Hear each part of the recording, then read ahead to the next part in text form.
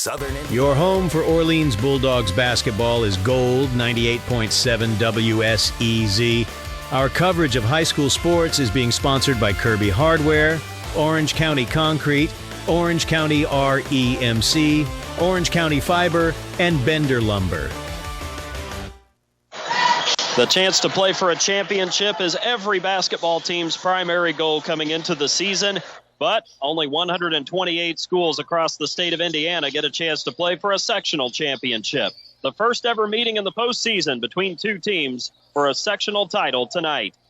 Welcome to our high school boys basketball broadcast as part of the 115th IHSAA Boys Basketball State Tournament here on Gold 98.7, as well as online at WSEZ987.com. And on your Alexa device, just say, Alexa, listen to Gold 98.7 WSEZ. We welcome you to our pregame show. We hope you're having a good Saturday. Alongside our statistician and analyst, Greg Deaton, I'm David Deaton with the play-by-play story. We thank you for listening to our broadcast tonight, and we invite you to come on in for this gathering of family, friends, and fans. The North Daviess Cougars, 13-10 on the campaign, take on the Class A number 4 Orleans Bulldogs at 20-4 for the Sectional 62 Championship here from Jack Butcher Arena on the campus of Lagodi High School here in the city of Lagodi.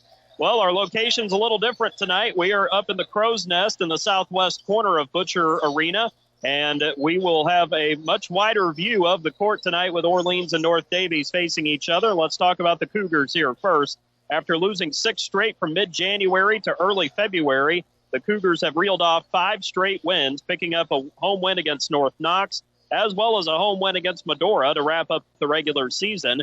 The Cougars also picked up a road win at White River Valley. And then to start the sectional, they've had pretty impressive wins over Shoals and Bar Reeve, blue chip conference rivals in this, although North Daviess is in the Southwest Indiana Conference. The Cougars won on Tuesday night over Shoals in the first game of the sectional, 47-25. And then last night really looked impressive against Bar Reeve, beating the Vikings in the Buggy Bowl postseason edition by a final score of 48-31. The Cougars started the season 8-4. They've gone 5-6 since then. But if you look at the calendar split between 2024 and 2025, the Cougars are 7-6 since the calendar turned to the new year.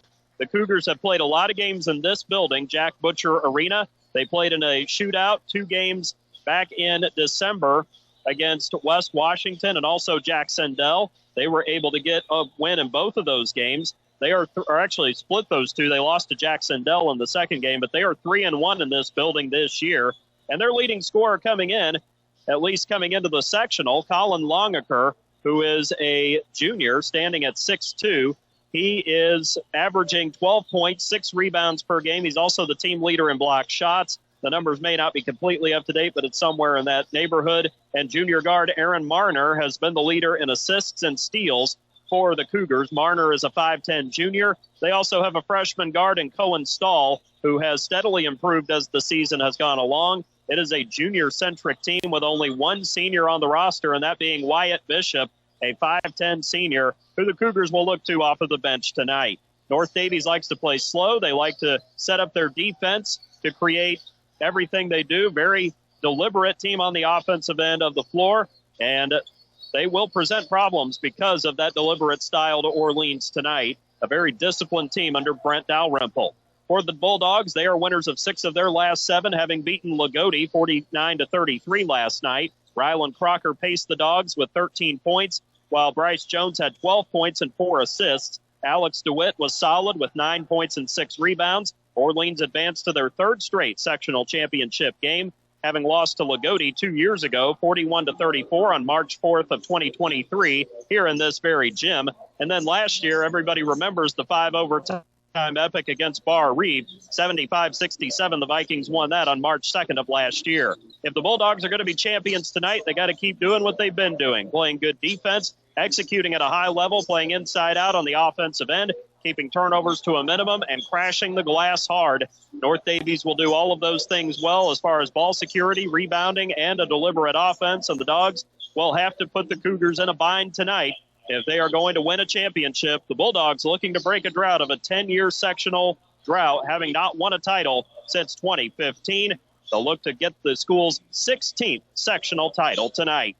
I had the chance to talk to both head coaches before tonight's championship game. I talked with North Daviess head coach Brent Dalrymple about the Cougars' growth, the win over Bar Reeve, and his thoughts on the Bulldogs. I talked with Orleans head coach Tom Bradley about the Lagodi win, what it means to be back here again, and the scouting report on the Cougars. You'll be able to hear from the coaches after the commercial breaks as our pregame coverage continues from Jack Butcher Arena in Lagodi. You're listening to coverage of Orleans Bulldogs basketball in the Sectional 62 Championship here on Gold at 98.7 WSEZ. Kirby Hardware has been helping the residents of Orleans keep their homes and farms running smoothly since 1953. Kirby Hardware carries a full line of GE appliances, hardware items, household items, lawn and garden supplies, paint, and a full line of plumbing, all with the knowledge to get you what you need to do the job right the first time. Kirby Hardware open Monday through Friday, 7 a.m. till 5:30 p.m. and Saturday, 7 till 2. Phone them at 812-865-2510. Kirby Hardware at 206 East Jefferson Street. We continue along with our WSEZ pregame show here on Gold 98.7. It's the Sectional 62 Championship here at Lagodi tonight. And joining us now is Brent Dalrymple, North Daviess head coach, as his team gets ready to face Orleans tonight. And Coach Dalrymple, obviously you all have had a lot of success over the years at North Daviess. Looks like you have a young team this year. So where have you seen the most growth and maturity from your team as the season's gone along? Well, that's kind of what we always do, is use the season to get ready for March. And this year, we used the entire season to get ready for March. I mean, we needed all the way to the middle of February to feel like we were kind of where we wanted to be, or where we projected ourselves to be, what I was looking for out of the kids. We had a really tough stretch there in the middle of January where we played 5 teams: Linton, Bar Reeve, Orleans, Clay City, and Bloomfield. And that was a really tough stretch for us. But we just wanted to come out of those 5 games, still talking to each other, if you would, and still as a team. And we were that. And we learned a lot over those 5 games. And we had 3 games left in the regular season after that. We won those 3 and played pretty well. And then that's kind of just transferred on into the sectional here this week. Well, and Coach, it looks like, just look at your roster, 1 senior, a few juniors on this team. So who do you look to for leadership on this team? Well, I've said this before, myself. We've tried. Last night against Bar Reeve was probably the best leadership I've seen out on the floor, and it was by everybody. Kobe Lowhider did a great job, and Cohen Stoll, our freshman point guard, did a great job of communicating with me and then getting that information to the rest of the teammates, something that maybe you take for granted, but it's taken a while to get people to speak up. It's taken a while to get people on the same page with me. This is my second class in a row second team in a row where we've lost so many seniors that I've got kids playing for me that's never played for me before. And, they've been on the JV. And so it's just taken that long to get us going and get where we need to be. And Coach, it looks like your young guys really stepped up last night in the Bar Reeve game, made some really good plays on the defensive end. And it seems like that's where it really started for you guys last night. It always does. It's been that way for 25 years. I just figured out real quick when I came here that being a 1A school, you're not always going to have offensive juggernaut type of team. You got and then watching sectionals. I'm sorry, but if you average 60 points a game, you're not scoring 60 points in the sectional. It's just not how it's built. It's not how it's set up, especially here in this sectional. And so we've always predicated ourselves defense first, and we've really found some things with our zones. And, again, that carried over. We held Shoals to 25 on Tuesday and Bar Reeve to 31 last night. We know that's a little tall task tonight. Orleans brings a whole bunch of powerhouses to the game. But that's where we start, is defense first. And as far as the growth of this team this year, where would you say is the area that you guys have grown the most throughout the season and here into March too? Well, offensively, our defense has been ahead of our offense all year long. And so we've just had problems with taking care of the basketball. We've had problems with being consistent with shooting the basketball and scoring it all the time. We've had a freshman at the point guard spot that's really had to learn a whole bunch of stuff. And, I've just let him play through anything that happens out there. So our growth is on the offensive end, and hopefully we'll take care of the basketball and be in the game tonight. Well, as far as your matchup with Orleans, of course, you saw each other back at the beginning of February on your home floor. And so as you look at this matchup tonight, Coach, what stands out to you about the Bulldogs? Oh, man. I'm sorry I don't know names. I identify kids' numbers, but number 10 is I'm tired of seeing him. He's been playing for 4 years, and he has been a thorn in our side. And I know he is extremely, extremely motivated to get a sectional. I know Orleans has not won this sectional since they've been in it, and they're hungry. You know, they got beaten 5 overtimes last year in the sectional championship. We know all that motivating factor is with Orleans, and and I know 10 is going to do everything he possibly can to get that done. And then they got 3 big horses on the inside, really 4 if you count 25, but 23, 11, and 15, my goodness, they just really go after offensive rebounds. And, some of the stats we have on them, those 3 combined are shooting darn near 65% from 2-point range for the season. And that means they're really attacking the rim and going to the rim. And then 14, he's got his own special step that he does and get to the rim, and he's hard to guard. So just a huge challenge for us tonight. We know that. But we're going to go out there and we're going to play each possession one at a time and see what happens. And as far as the Cougars go coming into tonight, everybody available, ready to go for the championship game? Yeah, we're ready to go. Sounds good. Coach Dalrymple, thank you so much for taking the time for the talk. You and the Cougars have a good game in the sectional championship tonight. Thank you very much for having me. No problem. Brent Dalrymple, head coach at North Daviess, joining us here in our WSEZ pregame show. Coach Bradley's talk is coming up next as you're listening to Orleans Bulldogs basketball here on Gold 98.7 WSEZ. Your high-end electronics and gadgets are only as good as your internet service provider. Stop the frustration of slow and unreliable internet service with a call to Orange County Fiber. Call Orange County Fiber and check out their brand new fiber packages that include lightning-fast upload and download speeds for households that stream, game, and surf the internet. Call Orange County Fiber and see the difference fiber can make in your daily life or your business operation. Phone OC Fiber at 812-865-2229. Orange County Fiber, bringing high-speed internet to your community. We continue along with our WSEZ pregame show here on Gold 98.7 as the Orleans Bulldogs get ready to play in the Sectional 62 Championship tonight against North Daviess. Head coach Tom Bradley of the Bulldogs joins us now as the team gets ready for the 3rd straight Sectional Championship game for the team over the last 3 years. And Coach, go back to last night, of course, Lagodi came out, really got into you guys defensively, but the resiliency showed there. Execution got better by the end of the first quarter. So what stood out to you about the way the team responded after a little bit of a slow start? Well, we did have a little bit of a slow start, David, and it's one of those things you hope don't happen, but it did. But we just started moving the basketball better and screening better. I thought the screening wasn't very good in the first quarter. We've been working on that a lot, and I think that had a lot to do with it. Is just get an opportunity to sit down for a full minute and talk about those things and just tell them that we're not playing the way we want to be playing. Yeah, and of course they were up 2. Lagodi was at the end of the first quarter, but Coach, second quarter the team came out, really turned up the pressure defensively. You all were able to get some pressure on Lagodi, and it seemed like that was really a big key in turning things around. Well, it was. You can pressure them if you start to make shots, obviously, and we made a few shots, and we got to get up into them a little bit, full court press, and turn them over a little bit. And that's the way our kids like to play, and I think that's our best style. We don't press the whole game or anything, but what we do is we do a lot of changing, mixing our presses back and forth, and it seems to be successful for us right now.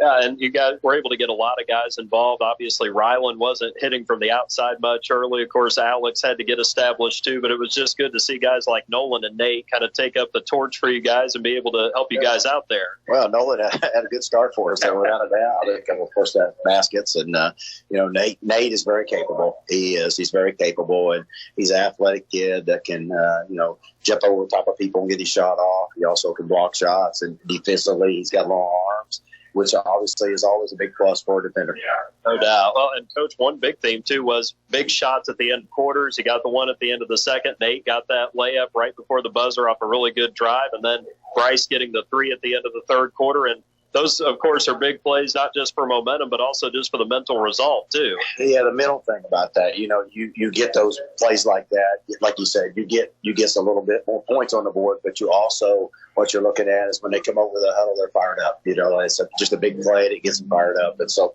those kind of plays at the end of quarters, you always think the best thing, if you can just have the ball at the end of the quarter and score, it's like you said, if it's a little mental edge in your favor. No doubt. And, of course, Lagodi tried to make a push there a couple of times, Coach, but the good thing to see was your guys responded every time. It seemed like they were going to get on a little bit of a run there and were able to counter with a run of their own, too. Yeah. It's just one of those things where, they started scoring a little bit, but then we followed suit and, didn't let them get away from us, and we was able to continue to build that lead. It was also good, Coach, we talked about last night, to see you guys passing the ball the way you were, making good, crisp passes, getting the movement. So you got. We had a stat, I can't remember what it was, like we were 0 for 6 or 1 for 6 or something from outside, and everything else was on drives. And so that was a good thing for us, is kind of get them to the idea of we need to attack more. And I thought athletically we could finish at the rim with what we had, and so that worked out well for us. No doubt. Well, tonight, of course, you guys get a chance to play for a sectional championship, and, Coach, third year in a row for you guys being in this position. So you have some guys who have been here and done that before, and obviously in this situation that helps quite a bit. It does. It helps. We got some guys out there, 4 guys that have been through this, and 2 of them are starters that have been through this for the last 3 years, So it's just one of those things where that anytime you get experience, no matter what you're doing, when you gain experience, then you got a calming effect to the rest of your team. Yeah, and Coach, too, another thing, this week it just looks like the team has been really focused, been really sharp. Everybody who's played has contributed in some way, and even the guys who really haven't had that sectional experience coming into this week are also chipping in, too. Yeah, you gain confidence when you win games. You gain confidence, I think, in terms of practice when you let them know as a coach that you're very pleased with how they're reacting and how they're playing and what they're giving you and so forth. And I think the kids need to hear that stuff, and they definitely hear it from us. No doubt. Well, of course, tonight it's North Daviess, so it's a different opponent than it has been the first couple of years of these sectional championships. And last night they really played their game against Bar Reeves. Seemed like they really locked down defensively, as most teams in this area do. So what stands out to you about the Cougars? Well, last night, I tell you, they were a tough out. And, they refused to give up that lead once they got it, and they just pulled away. And they're a group of kids that are young kids. They've got 1 senior on the team, I believe. Really good freshmen. A lot of shooters from the perimeter. Even the bigs who are not real big can handle the basketball and so forth. And they play a lot of matchup zone and switch that up quite a bit. We played them during the regular season, and we got to see that. And we spent a lot of time on working on those things and how we want to attack that. But they throw some different things at you that maybe some teams don't. Yeah, and Coach, too, it looks like a very balanced team. They don't necessarily have that one standout, but they've got a lot of guys who can make plays both ends of the floor, too. Yes, they do. And, defensively, they run their stuff really well in terms of what they're trying to do with the matchup. And offensively, they're very patient. I think it's a big thing to be able to go ahead and get ourselves off to a good start. I think that's going to be a big key. Well, let's meet tonight's starters as we get through Coach Bradley's comments here in our pregame coverage. As we wrap that up, we meet the starters for North Daviess. 13-10 on the season for the Cougars. They are averaging 45.7, allowing 41.5 per game. This is how they'll go. 3 guards and 2 forwards. They will start Kobe Lowhider in the backcourt, a 5'10 junior. 5'8 freshman Cohen Stahl will be the primary point guard for the Cougars. He'll be the second guard. The third guard will be their leader in assists, Aaron Marner, who is a 5'10 junior. The forwards are Keaton Graber and Colin Longaker. The Cougars head coach Brent Dalrymple in his 25th season. The Cougars record is 368 and 238. And for Coach Bradley and the Bulldogs, Coach Bradley 420 and 211 and 26 seasons at Orleans. They're 20-4.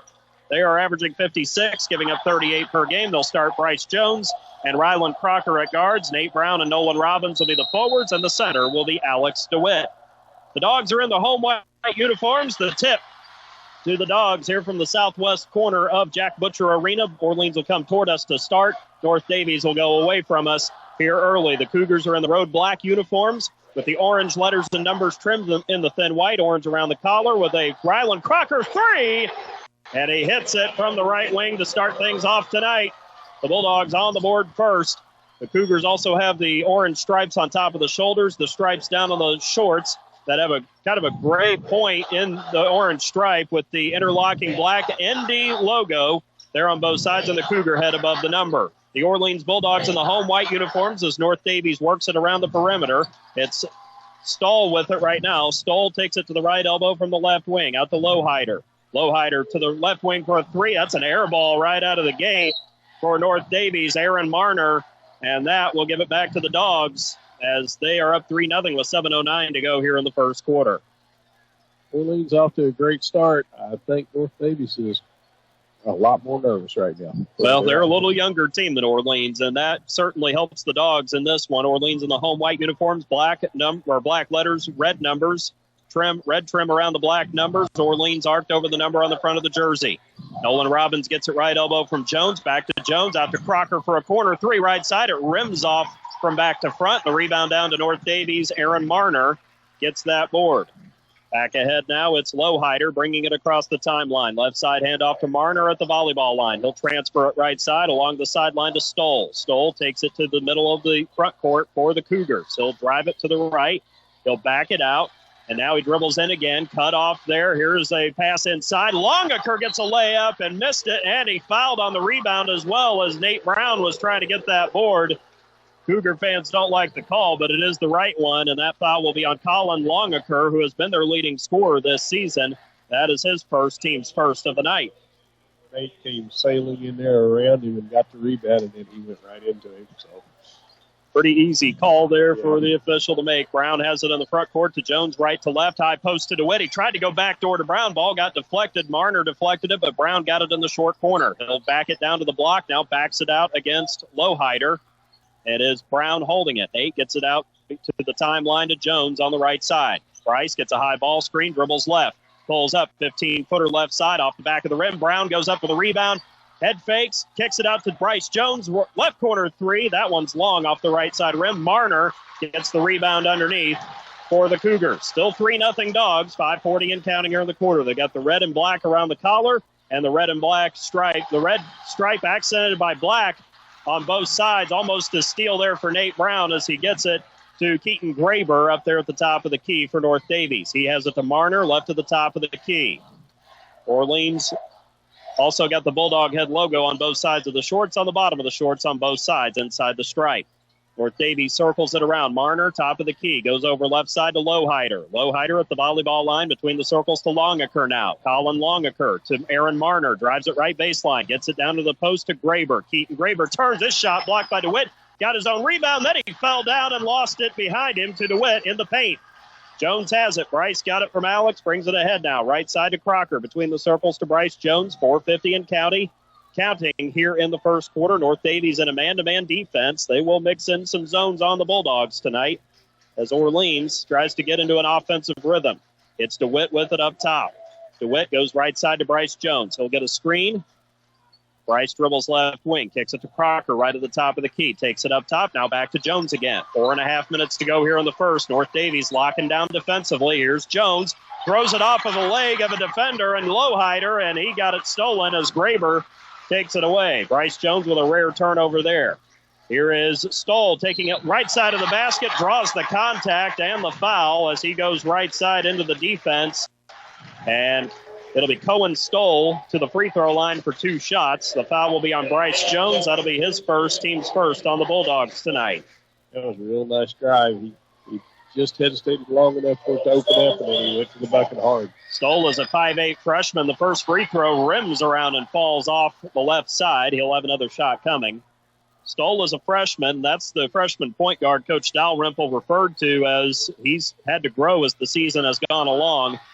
Second free throw is up, and Stoll gets that, and North Daviess is on the board for the first time. 3-1 Orleans, 4:12 and counting here in the first. Jones will bring it across midcourt, across the big letter L, and hand it to Crocker, who takes it in between the circles to Jones' left side volleyball line. High post to DeWitt, right elbow. Alex drives it in, lays it up around the defense, and good. Alex DeWitt, first 2 of the night. All of a sudden, the lead is 4. 5-1 Orleans with less than 4 minutes to go here in quarter number 1 of the Sectional 62 championship here from Lagodi. It is Stoll in the front court to Lowhider between the circles. Left side to Stoll. He'll drive around the defense. Brown blocks his shot, but Marner gets the rebound, goes back up and sticks it in for the first field goal from the right side. 5-3. Stoll not getting the layup, but Marner there for the offensive rebound. Up ahead with it is Jones, top of the key. Transfers right side. Goes to Crocker, left to the top of the key, down to the wing to Robbins. Back to Crocker again. Robbins gets it back on the wing again. Nolan dribbles down to the lane, kicks it over to DeWitt, short corner left side, up to the wing to Jones. Bryce gets it out to Bryce. Lowhider gets it from Stahl in the front court, and Lowhider drives it in, kicks it to Marner, and he hits a three from the left wing. And the first lead change of the night goes to the Cougars. 2:48 and counting here in the first quarter. Cougars seem to have settled down a little bit more now as the Dogs have it. A push off by Brown. 15-footer is up, and he hits it. Might have gotten away with one there. He might have. He did have his forearm out there. That's two lead changes now. 2.5 minutes to go here in the first. 7-6 Orleans in front here at Lagodi inside Jack Butcher Arena. Stoll into the front court with it. Hands it to Lowhider between the circles. Left side, Stoll gets a screen from Graber. Now Graber gets the pass left wing. Hands it back behind him to Stoll. Stoll will dribble around to the free throw line. He'll pull up for a jumper. It's too strong off the back of the rim. Rebound tipped, and Bryce Jones is the one who comes down with it for the Dogs. Up ahead to Crocker, left sideline. Ryland in the forecourt. Dribbles it into the paint. Gets up a shot. Throw the foul as well. He'll get two shots at the stripe. Nice move there by Ryland Crocker, taking it into the paint against the North Daviess defense with 2 minutes to go here in the first quarter of play. The foul will be whistled on Kobe Lowhider of North Daviess, the 5'10 junior. That'll be his first, team second. Crocker's first free throw. Ryland gets that to go in softly, averaging 16.2 points. He's a 78% free throw shooter. Just got his fourth point, and the lead is 2 for the Dogs. Nolan Robbins is out. First time we see Mason Freed, the 6'6 junior in there. 2.5 points, 3.8 rebounds, and a team high 20 block shots. Second free throw for Crocker. He gets that one to go down. He's got 5, and the Dogs have the lead at 9-6. 2 minutes to go. First quarter, full court press for Orleans. Stoll calls timeout. Marner and Lowhider couldn't get open.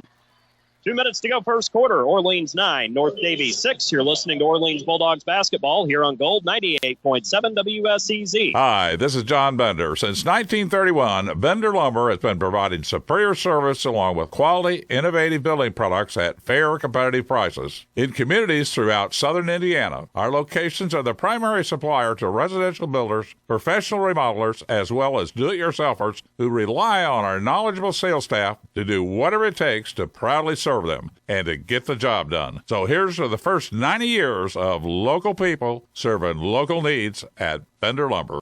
From our studio to your ears, we're kicking off another hour of top tracks of the 60s, 70s, and 80s on Gold 98.7 and 1560 WSEZ. Paoli.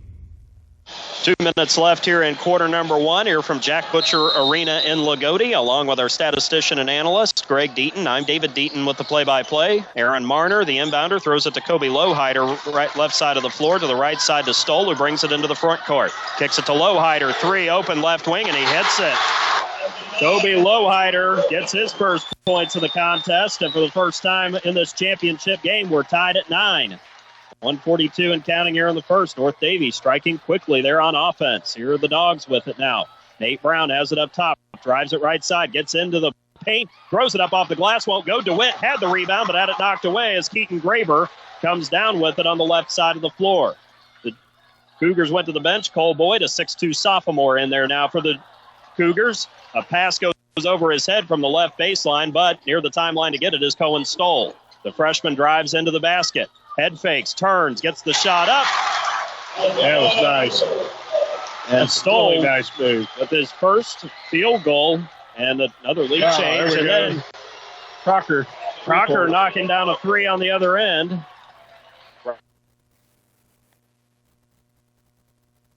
Less than a minute to go here in the quarter. We've had our fourth lead change already. Here is Lowhider into the front court, gets a shot blocked. Jones comes out of there with it, gives it to DeWitt. He'll drive all the way left side and lay it in for his fourth point. That was a heck of a sequence there for the Bulldogs.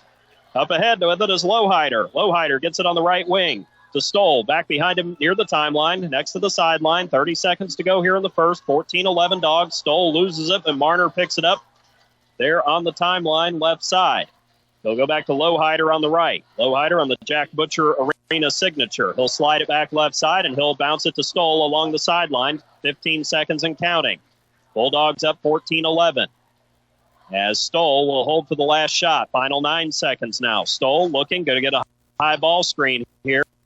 He dribbles right, and there's going to be a foul, a little body contact from Bryce Jones, and that's not going to be good for the Dogs because that's going to be his second personal.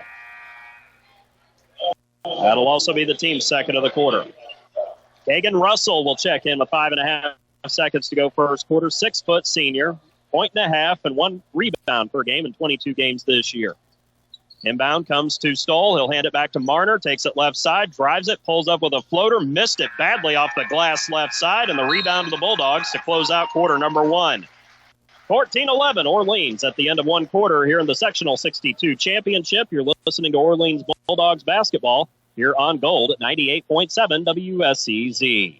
Orange County REMC offers security systems for your home. Home security systems are available to members and non-members, and systems are continuously monitored, so you will have a peace of mind whether you are at home, work, or vacation. You might even qualify for a discount on your homeowner's premium. Install a security system for as low as $299 with monitoring, starting at $29.95 per month with bundle. For more information on these home services, call Orange County REMC at 812-865-2229. Kirby Hardware has been helping the residents of Orleans keep their homes and farms running smoothly since 1953. Kirby Hardware carries a full line of GE appliances, hardware items, household items, lawn and garden supplies, paint, and a full line of plumbing, all with the knowledge to get you what you need to do the job right the first time. Kirby Hardware open Monday through Friday, 7 a.m. till 5:30 p.m. and Saturday, 7 till 2. Phone them at 812-865-2510. Kirby Hardware at 206 East Jefferson Street. Well, the Bulldogs going back and forth with the Cougars. North Daviess finally got settled down there in the last half of the quarter. It's 14-11 Orleans. North Daviess will have the ball to start the second quarter along with our statistician and analyst, Greg Deaton. I'm David Deaton with the play-by-play. Cole Boyd came in for Colin Longaker, and now Longaker back out there for the Cougars. They have their starting five of Kobe Lowhider, Cohen Stoll, Aaron Marner, Keaton Graber, and Longaker on the floor. Longaker actually has it in the left corner now, or above the corner, I should say, and gets it out to Stoll on the left wing. Stoll will drive it past Brown, kicks it out to the corner for a Longaker three, airballs that one to the right baseline, and Ryland Crocker gets it there. Longaker has yet to score. He's been the leading scorer this year in a very balanced North Daviess team. Brown has it top of the key to Jones. Tough contested shot. Missed it from just below the free throw line. The rebound to Longaker for North Daviess. Up to Stoll. He'll bring it across the timeline. Brings it across the lane. Kicks it to Longaker. He drives in on DeWitt. Gets the shot up. Can't get it to go. Gets his own rebound. Goes up again and lays it in the second time. Colin Longaker with his first 2 points. 14-13. Orleans lead down to 1 with 7:04 and counting here in the second. Here's Crocker driving top of the key. Lays it in left side of the basket off the glass. Ryland's got 10, and the lead has been pushed back to 3. 16-13, 6:51 and counting. Second quarter here at Jack Butcher Arena in the Sectional 62 Championship. It's Stoll with it, gives it to Lowhider, who takes it right side to Marner, who takes it between the circles, bounces to Stoll along the left sideline. Stoll transfers it back to the middle, spins top of the key, turns. It's into Mason Freed, then throws a blind pass that Bryce Jones steals. Bryce trying to push the ball up the floor, and he draws a reach-in foul on North Daviess. And it looks like Longaker might be the one who picks up this foul, although they're actually going to say Kobe Lowhider was the one who committed the foul. That's going to be the first foul on Lowhider tonight, and that'll be the team's first of the quarter. 6:29 to go here in the second. 16-13, Orleans on top, but certainly not out of the woods by any stretch yet. Inbound to DeWitt, right block. Forces up a tough shot. Got the friendly roll off the glass. And Alex DeWitt scores his 6th point, and the Dogs are now up by 5, their largest advantage. 6:15 and counting, second quarter, 18-13, Orleans in front. Here come North Daviess now. It is Stoll across the timeline to Marner left side. Marner dribbles across the lane out to Longaker, right wing three, long on that one, but the rebound comes down to a new face, Will Boyd, a 5'7" sophomore, who checked in for Lowhider. He'll dribble across the key, kicks it out to the left corner now to Marner. Marner takes it to the free throw line, turns, puts up a tough shot, got it to go in from about 12 feet away. Aaron Marner with his 7th point. He's leading the way so far. 18-15 Orleans, 5:42 and counting here in the second. Jones in the front court, takes it right side, 15 feet away, backs it out beyond the arc. Jones will hold it at the volleyball spike line. Trying to get Orleans into their set. Coach Bradley trying to instruct his team. Nolan Robbins will get it now on the left side. He's in for Nate Brown out there with Freed, DeWitt, Jones, and Crocker. Crocker dribbles, kicks it to Robbins, and he missed big time on that short corner jumper from the left side. The rebound down to the Cougars. Here comes Stoll going all the way in. Missed the layup right side. Kind of stumbled on his way in, and then he commits a foul trying to knock it away from Bryce Jones. With 5:11 to go in the second quarter, that'll be the first foul on Cohen Stoll, and that'll be the team's second of the quarter. Inexperience showing there, the freshman. Little freshman mistake. Well, he kind of stumbled on that layup, and that's why he left it short. It was a good drive. Yeah, oh, yeah. He was going. So he got down there at the bottom of the by the block. Or the baseline area there. Yeah, the block down there. Yeah, well, sometimes you get a shot like that, it might be too good to be true. And now an offensive foul on Orleans away from the ball. It was on the right side. Bryce Jones was handling it. And either Freed or DeWitt. Well, they're actually going to say it was on Bryce, I think. Well, actually, no. I get this right eventually. Nate Brown commits the foul away from the ball. That'll be his team's first of the quarter. Turnover for the Dogs as well. 4:46 and counting here in the second. Orleans having a little bit of an issue with the turnovers. Nothing major yet, though. Stoll has it in the front court, takes it left side, gives it up to Marner. That would be Will Boyd. He'll take it right side, kick it out now to Keaton Graber, the 6-foot junior. He drives it left side, turns in the middle of the lane, puts up the shot. It rimmed out on him. Rebound fought for. Graber almost got it, but a tie-up is called, and it'll be the possession arrow over to Orleans. A little controversial maybe on that one, but the Dogs catch a break there because Graber really almost had it, although one of the Dogs, it might have been Brown or DeWitt, who got his hand on it there. Hey, Mason Freed is doing a heck of a job in there. He is intimidating a lot of those guys driving right now. It's not easy when a 6'6" guy is in there, especially as good as Mason is on blocking shots. Yeah, he's really bothering them on that. Jones has it in the Orleans front court below us. He'll take it top of the key, has it knocked away, almost had it stolen. Longaker tried to take it away, but he lost it out of bounds. Now, the North Daviess fans are not happy, but I think that's the right call.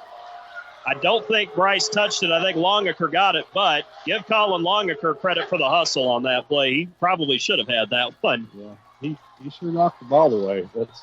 That's the only reason it was that Orleans got the ball back, because he hit it so solid. Just past the halfway point of the second quarter, 18-15 Dogs in front. Jones has it off the inbound. Goes to Brown, left corner, down to Freed in the post. Goes right side to DeWitt. Gets the shot up. Counted and one. And Coach Dalrymple is really upset, I think, with Keaton Graber on that one. He was out of position, apparently, and that foul will be on Graber, his first, team's third of the quarter. And Alex DeWitt's got 8 points in this one so far. Last time they played, he actually had 15 against North Daviess back on February 1st. Foul will be on Graber, his first as mentioned. That was a nice little dunk pass there by Mason Freed. 65% free throw shooter, and Alex rattles it in for his 9th point. We've said it all year. We've covered the Dogs. He's the most improved player on this team, and Mason Freed, too, has also made a jump here late. Yeah, it's really done a lot with it lately. I guess you could call them the two towers in there. Here's Stoll, who gets it right block off a pass. DeWitt steals it from him, falls down, and then he gives it off to Brown from the free throw line to the right wing of the North Daviess front court. But now the Dogs have it in their front court. Brown handling it at the half-court circle. He'll pop it over to Bryce Jones just below the timeline. The Bulldogs are up by their biggest margin, 21-15, 3:16 and counting here in the second. Jones right side passes it left side to Nate Brown. To Crocker between the rings. Crocker gets a high screen, fires up the three. Oh, it spun around, came out, hit the backboard, and went in. Yeah. Wow. That's called a shooter's roll plus right there. You don't even have to subscribe to it either. Here's Marner tossing it right to left into the forecourt to Stahl. High pass down to the corner now to Boyd. Will Boyd, that is. He gets it back after giving it up to Stoll. Between the defenders, back to Boyd, and then Brown steps in and steals it. Once again, it's the Bulldog defense that's setting the terms here. Yeah, they've really adjusted and tightened down, and that's what they did last night. And North Daviess so far hasn't had an answer for it. Crocker gets it from Jones' left side. He'll drive it in, throws up the teardrop, a little too strong off the back rim, and it's Will Boyd who gets the rebound, the 5'7" sophomore for North Daviess. He'll bring it across. He'll hand it off right side at volleyball line to Keaton Graber. Back to Will Boyd on the wing. Boyd out there along with Stoll, Marner, Longaker, and Graber out there as well.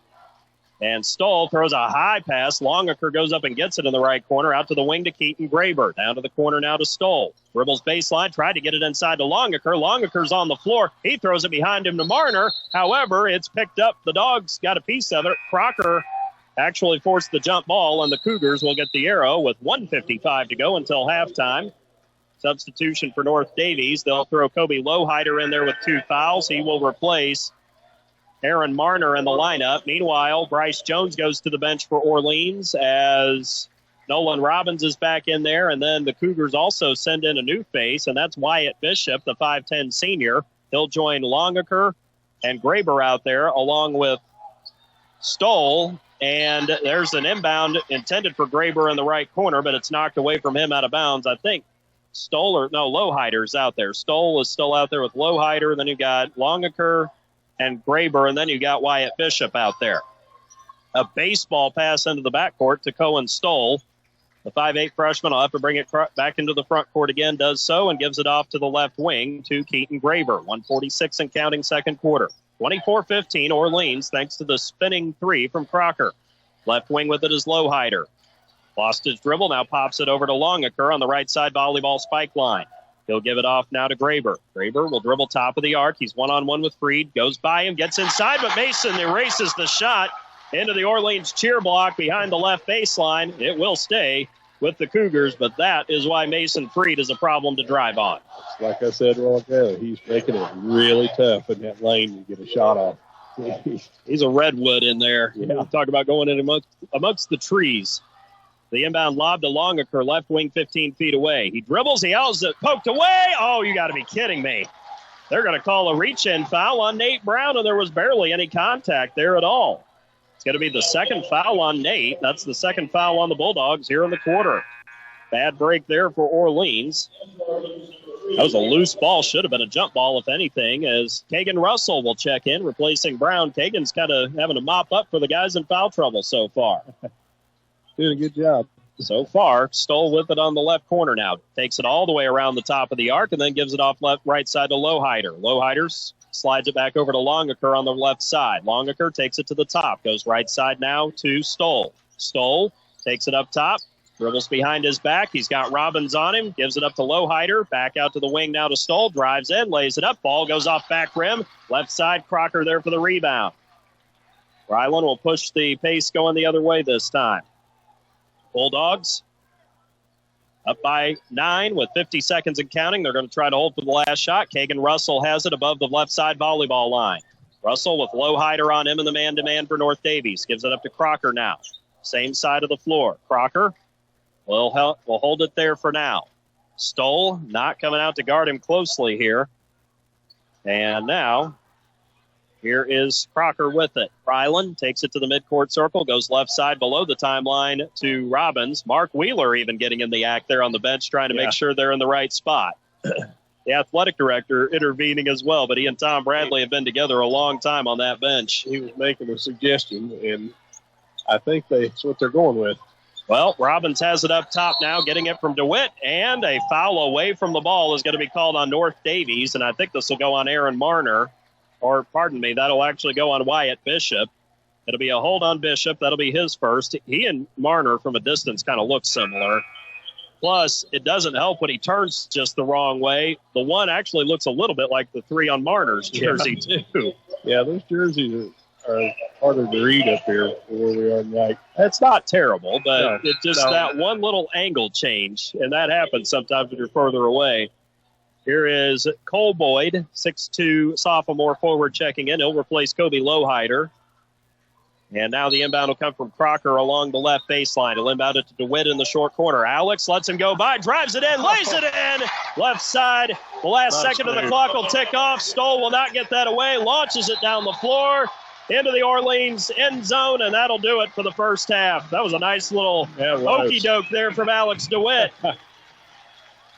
26-15 as we go to halftime. Orleans is in the driver's seat right now in the Sectional 62 championship game here in Lagodi. Coming up, we have our first half stats and analysis. We'll also try to see if we can get you some updates, especially from the West Washington sectional. The winner of that Borden Christian Academy game will be playing the winner of this game in a regional championship next week.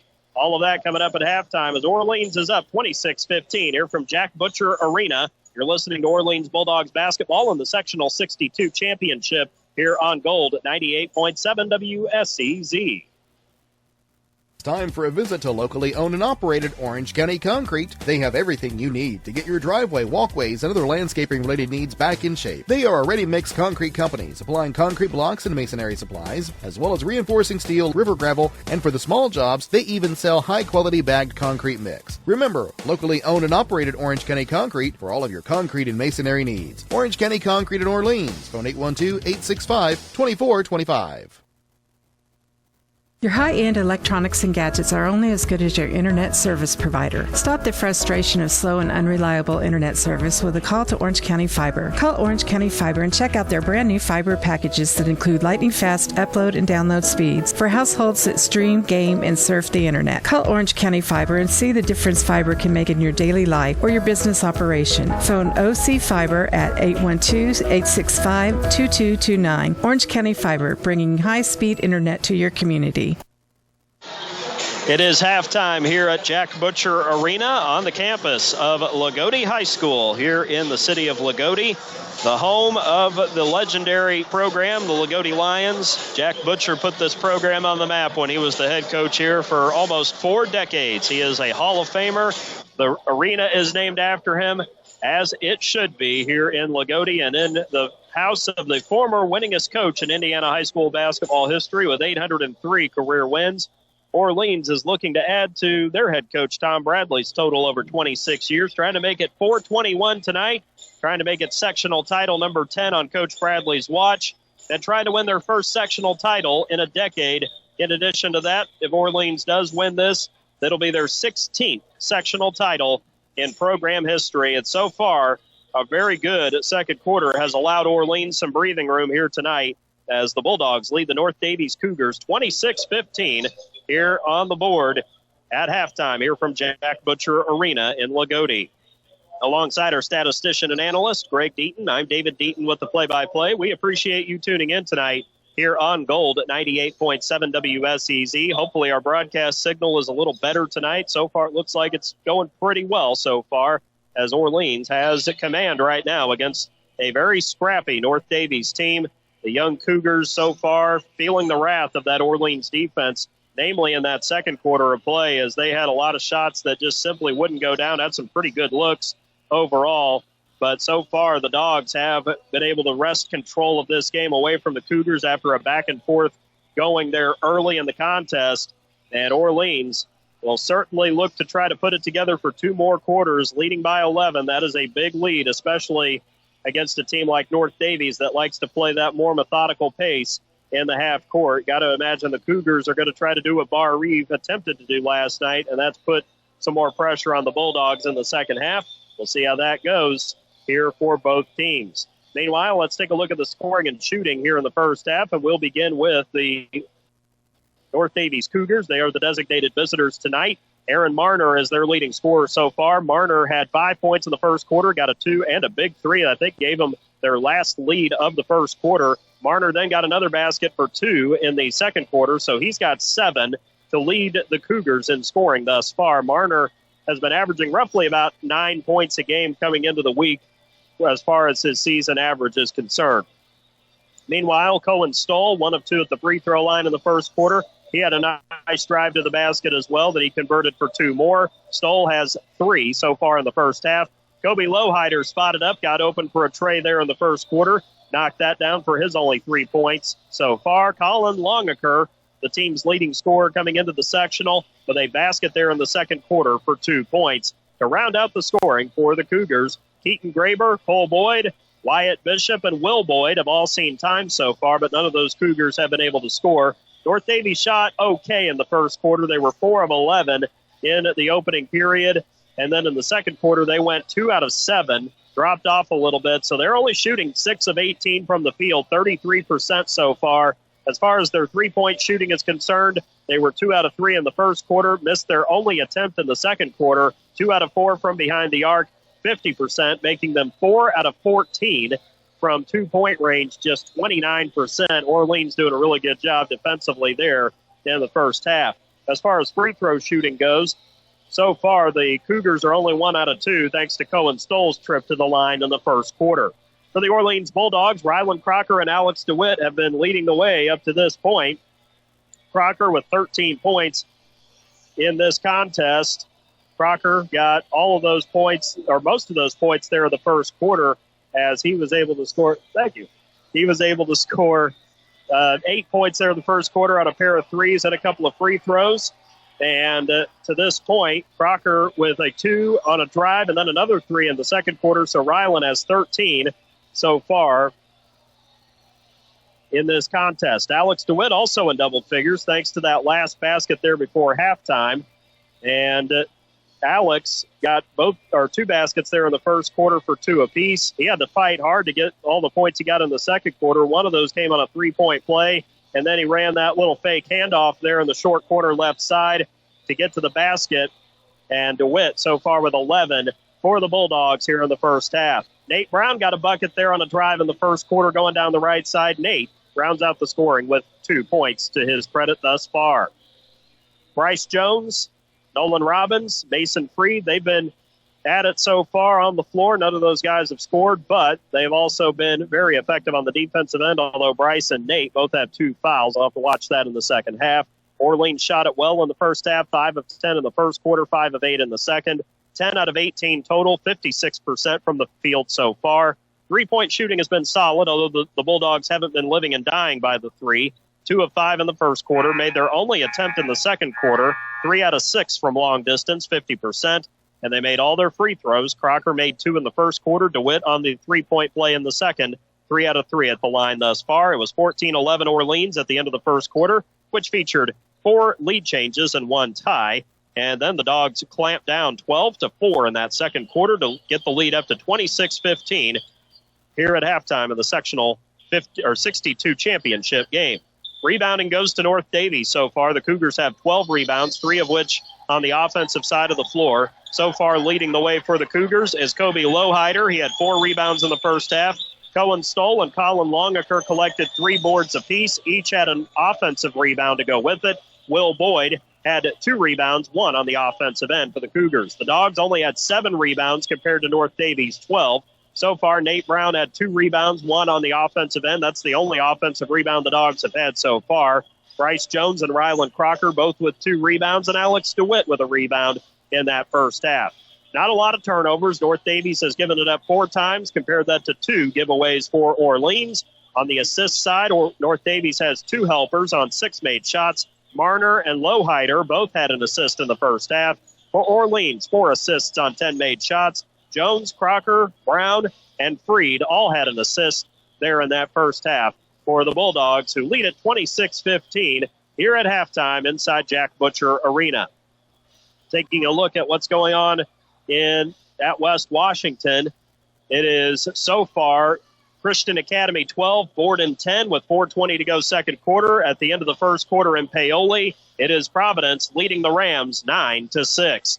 One more break, second half coming up after this. Orleans up 26-15. You're listening to Orleans Bulldogs basketball on Gold 98.7 WSEZ. Hi, this is John Bender. Since 1931, Bender Lumber has been providing superior service along with quality, innovative building products at fair, competitive prices. In communities throughout southern Indiana, our locations are the primary supplier to residential builders, professional remodelers, as well as do-it-yourselfers who rely on our knowledgeable sales staff to do whatever it takes to proudly serve them and to get the job done. So here's to the first 90 years of local people serving local needs at Bender Bender Lumber. Kirby Hardware has been helping the residents of Orleans keep their homes and farms running smoothly since 1953. Kirby Hardware carries a full line of GE appliances, hardware items, household items, lawn and garden supplies, paint, and a full line of plumbing, all with the knowledge to get you what you need to do the job right the first time.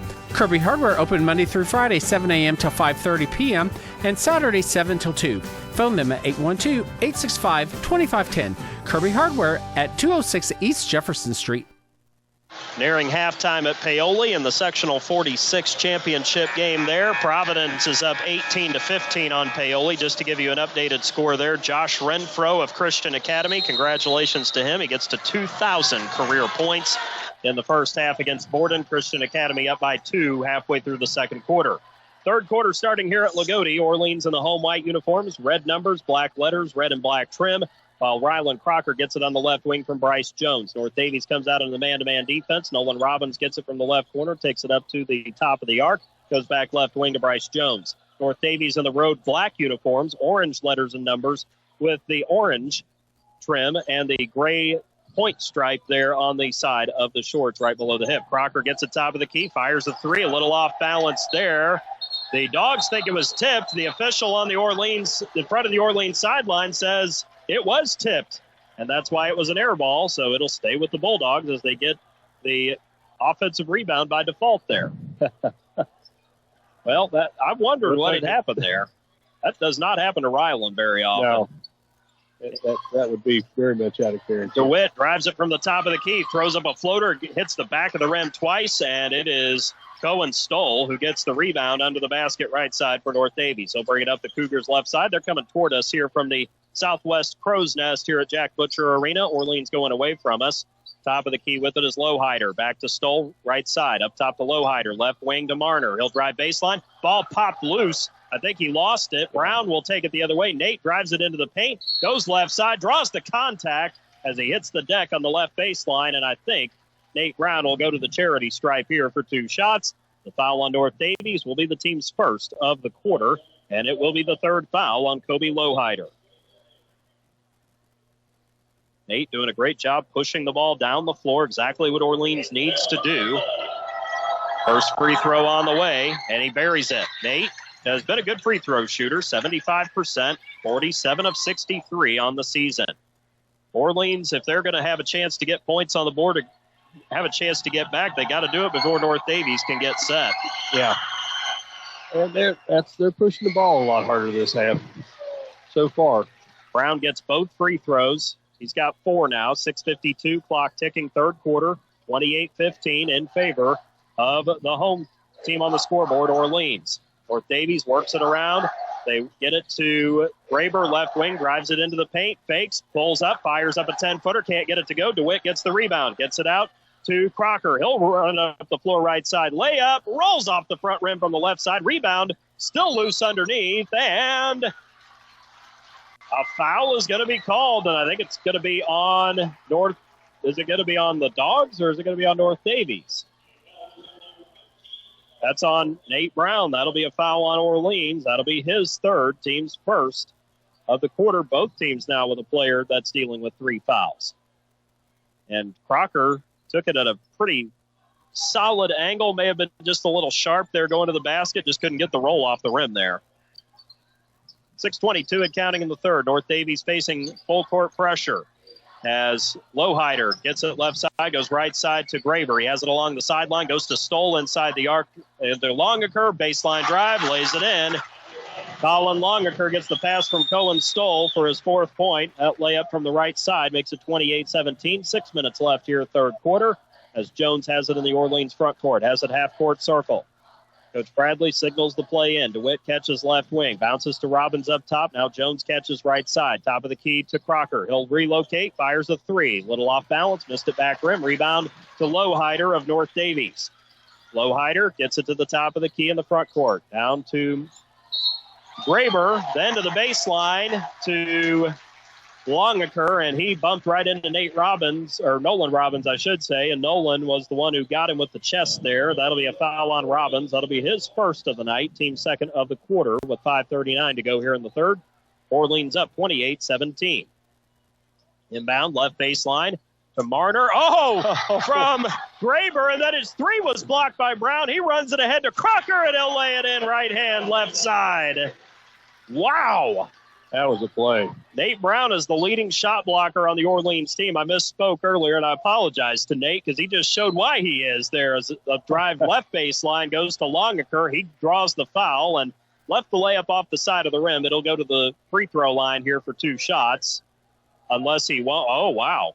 I thought he was in the act of shooting. They're going to say it's an inbound to North Daviess. Foul on Alex DeWitt. His first, team's third now on the Bulldogs with 5:19 to go in the quarter. And an offensive foul on North Daviess on the inbound on the left side of the floor. Marner was looking to inbound it, and I think Cohen Stoll is the one who's going to get called here. The freshman will get his second. That'll be the team's second here in quarter number 3. 30-17, 5:19 left here in the third. Bryce Jones gets the inbound, says something to Nate Brown before he brings it across midcourt right side. North Daviess still in their man-to-man defense. Brown gets it up top. He'll drive it right side, layup. Oh, he just wouldn't go in, but DeWitt gets the rebound left side and lays it in. That ball just barely fell off.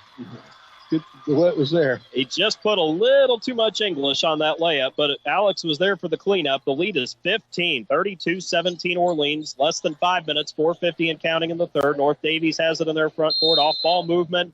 Holding it is Keaton Graber below the timeline. Timeout, North Daviess. 4:47 to go third quarter. Orleans in front, 32-17. You're listening to Orleans Bulldogs basketball in the Sectional 62 Championship on Gold 98.7 WSEZ. Orange County REMC offers security systems for your home. Home security systems are available to members and non-members and will provide protection from fire, carbon monoxide, and theft. These systems are continuously monitored, so you will have a peace of mind whether you are at home, work, or vacation. You might even qualify for a discount on your homeowner's premium. Install a security system for as low as $299 with monitoring starting at $29.95 per month with bundle. For more information on these home services, call Orange County REMC at 812-865-2229. 4:47 to go here in quarter number 3 here at Jack Butcher Arena in Lagodi. Orleans has a very nice margin right now, 32-17 on the North Daviess Cougars. Not a capacity crowd, but a very healthy crowd here inside Butcher Arena tonight, along with our statistician and analyst, Greg Deaton. I'm David Deaton with the play-by-play. Orleans has only given up 6 points going back to the beginning of the second quarter. Their defense continues to be strong, but they're also now starting to pull away a little bit because their offense is finding their rhythm a little more. Yeah, everything's falling into place really well for them. Their offense has really turned up a lot.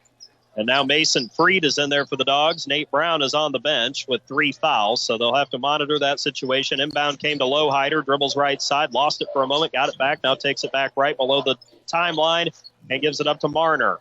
Marner over to Stoll behind him. Now Stoll dribbles to the middle, gives it to Lowhider, back to Stoll left wing. Stoll looks for somebody to go to. Now Marner has it right side spike line. Marner will get the high screen from Graber. He'll fire up a 3, and he rimmed it in.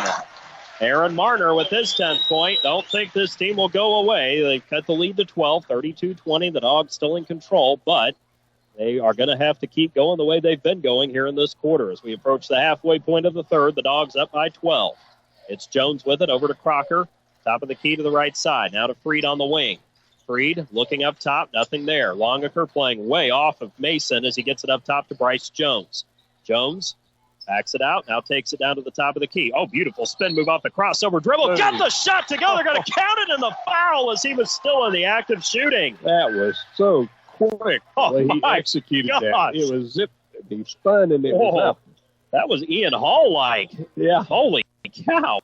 And that is going to be the first basket for Bryce Jones. I just heard myself say that in the earphones there. 3:50 to go third quarter. That was so quick, though. And he got that shot off perfectly. He's not been working on that, I guess. I mean, it seems like he might have been, 30, 35. It sure looked like it. He made the free throw. The foul was on Cohen Stoll. That's going to be his third. And the team's third of the quarter. 3:40 and counting, third quarter, 35-20. Orleans back up by 15, countering the Marner 3 with a 3-point play that Jones converts for his first points of the contest. Graber, cross-court pass, and a 3 from Lowhider on the left corner, just above the left corner. Lowhider gets his 6th point, his second tray. first since the first quarter. 3:20 and counting here in the third. The lead back to 12 again at 35-23. Jones lobs it right elbow to DeWitt from the top of the key. DeWitt lets his man go by, drives in. He got mugged. No call. And it's out of bounds. It'll go to North Daviess. I don't see how you don't call anything there. Alex got hit. Longaker definitely got him on his way up. Yeah. And if you're not going to call it on that end, you can't do it on this end, though, if you're going to be consistent. We'll see how that works out. 3 minutes to go here in the third quarter.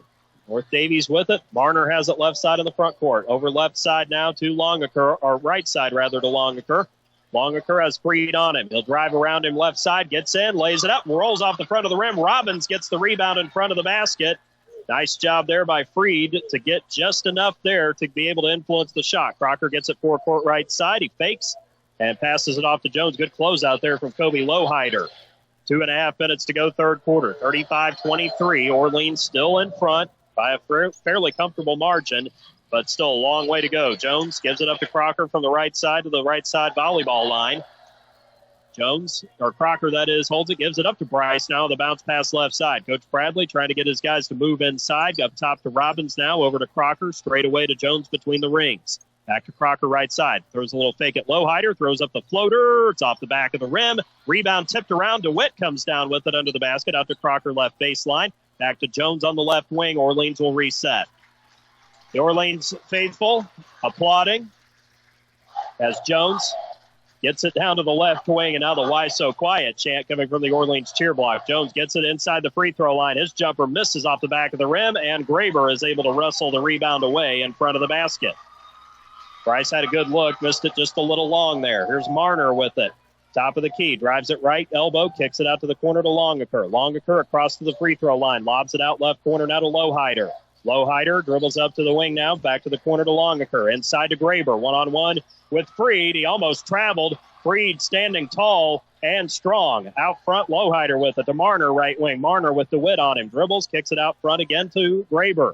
Back over to Stoll. He'll take it to the free throw line. He dropped it. He's on his knees with it. And a timeout from Coach Dalrymple before anything more could happen there with 1:12 to go in the third quarter.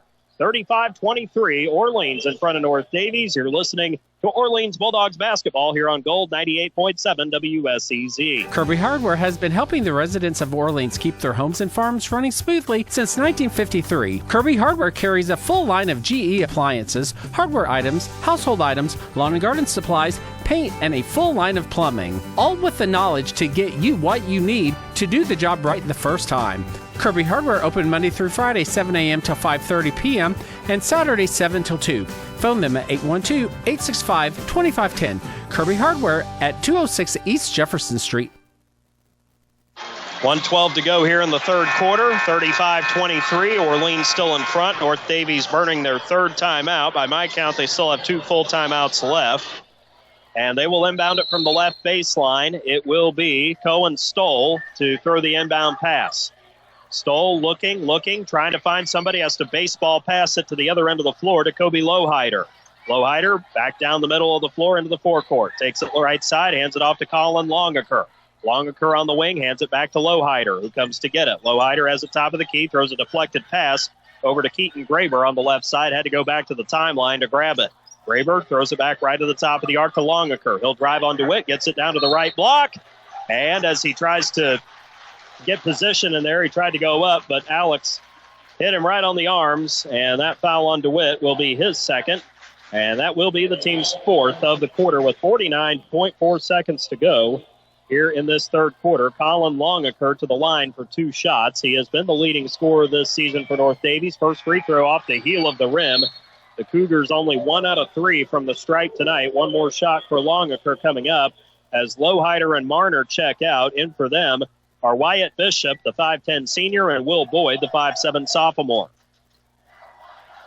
They'll join Stoll, Longaker, and Graber in there. Second free throw is down the hatch for Longaker. He's got 5. 35-24, 45 seconds and counting as Bryce Jones jaunts across the midcourt logo there, the big letter L. That's trimmed in black with the gold around it and white on the inside. Jones has it now, takes it below the timeline left side. Coach Dalrymple tells Cohen Stoll, back off, young man. Coach Bradley just going to sit there and analyze the situation. The Dogs have Crocker out on the right side, 3 along the baseline, although Freed kind of walked up toward the elbow. Now the Cougars are going to send a trap. Pass to Robbins from Jones on the left side. Nolan stands and holds and gives it back to Bryce again. Here comes the trap again. Now Robbins gets it back left side in front of the Orleans bench. Time to go to the bucket. 6 seconds, 5 seconds. Robbins with it, backs it out, has to fend off the defender, and a foul was going to be whistled on Wyatt Bishop. He touched up Robbins a little too much that time, and that is going to be the second foul on Wyatt Bishop. And that will be the team's 4th of the quarter with 3 seconds left here in quarter number 3. Nate Brown about to check in. He will replace Nolan Robbins in the lineup. 35-24 Orleans. And the Dogs will send Nolan Robbins to the bench as Nate Brown will trigger the inbound right in front of Coach Bradley, who's talking to him for a moment there. Inbound will come right up top to Jones. He'll fake. He'll fire straight away 3. Missed it right side to close out the third quarter. Might have grazed the rim. That's the end of 3 here from Jack Butcher Arena. Orleans leading North Daviess as we head to the fourth quarter of the Sectional 62 Championship. 35-24, Orleans in front. You're listening to Orleans Bulldogs basketball on Gold 98.7 WSEZ. It's time for a visit to locally owned and operated Orange County Concrete. They have everything you need to get your driveway, walkways, and other landscaping-related needs back in shape. They are a ready-mix concrete company, supplying concrete blocks and masonry supplies, as well as reinforcing steel, river gravel, and for the small jobs, they even sell high-quality bagged concrete mix. Remember, locally owned and operated Orange County Concrete for all of your concrete and masonry needs. Orange County Concrete in Orleans. Phone 812-865-2425. Kirby Hardware has been helping the residents of Orleans keep their homes and farms running smoothly since 1953. Kirby Hardware carries a full line of GE appliances, hardware items, household items, lawn and garden supplies, paint, and a full line of plumbing, all with the knowledge to get you what you need to do the job right the first time. Kirby Hardware open Monday through Friday, 7 a.m. till 5:30 p.m. and Saturday, 7 till 2. Phone them at 812-865-2510. Kirby Hardware at 206 East Jefferson Street. Fourth quarter getting started here from Jack Butcher Arena in Lagodi, the site of Sectional 62 and tonight's championship game, along with our statistician and analyst, Greg Deaton. I'm David Deaton with the play-by-play. Orleans up by 11. Fourth quarter underway. Inbound comes from Aaron Marner, who checked in during the quarter break, to Graber. Back to Marner again from Keaton Graber. They work it around now right to left in the front court. It is Stoll with it on the left side. He'll back it out to the spike line. He'll circle around right side and hand it off to Kobe Lowhider. Lowhider, Longaker, Marner, Stoll, and Keaton Graber on the floor. Graber gets it right side from Lowhider. He has it above the wing in front of the North Daviess bench. Down to the corner now to Marner. Marner dribbles out, gets hedged, and a kickball goes out of bounds. Crocker got his foot in the way, and it went about 4 rows up behind the North Daviess bench. It'll be Cougar basketball right in front of their bench. Orleans playing really well on the defensive end right now so far. Got to hang in there. Can't let North Daviess get too close. Here's Marner taking it from the right side to the left. Hands it off on the wing to Graber. Screen. Marner fires and hits a 3 from the left wing. He's got 13. He has been the main weapon on offense, and now the lead is within single digits. 35-27, 7:08 left. Here's the clock rolls in the fourth quarter. Crocker gets it from Jones, right wing in the front court. Ryland dribbles to the left, goes to Bryce on the perimeter. Bryce with it now.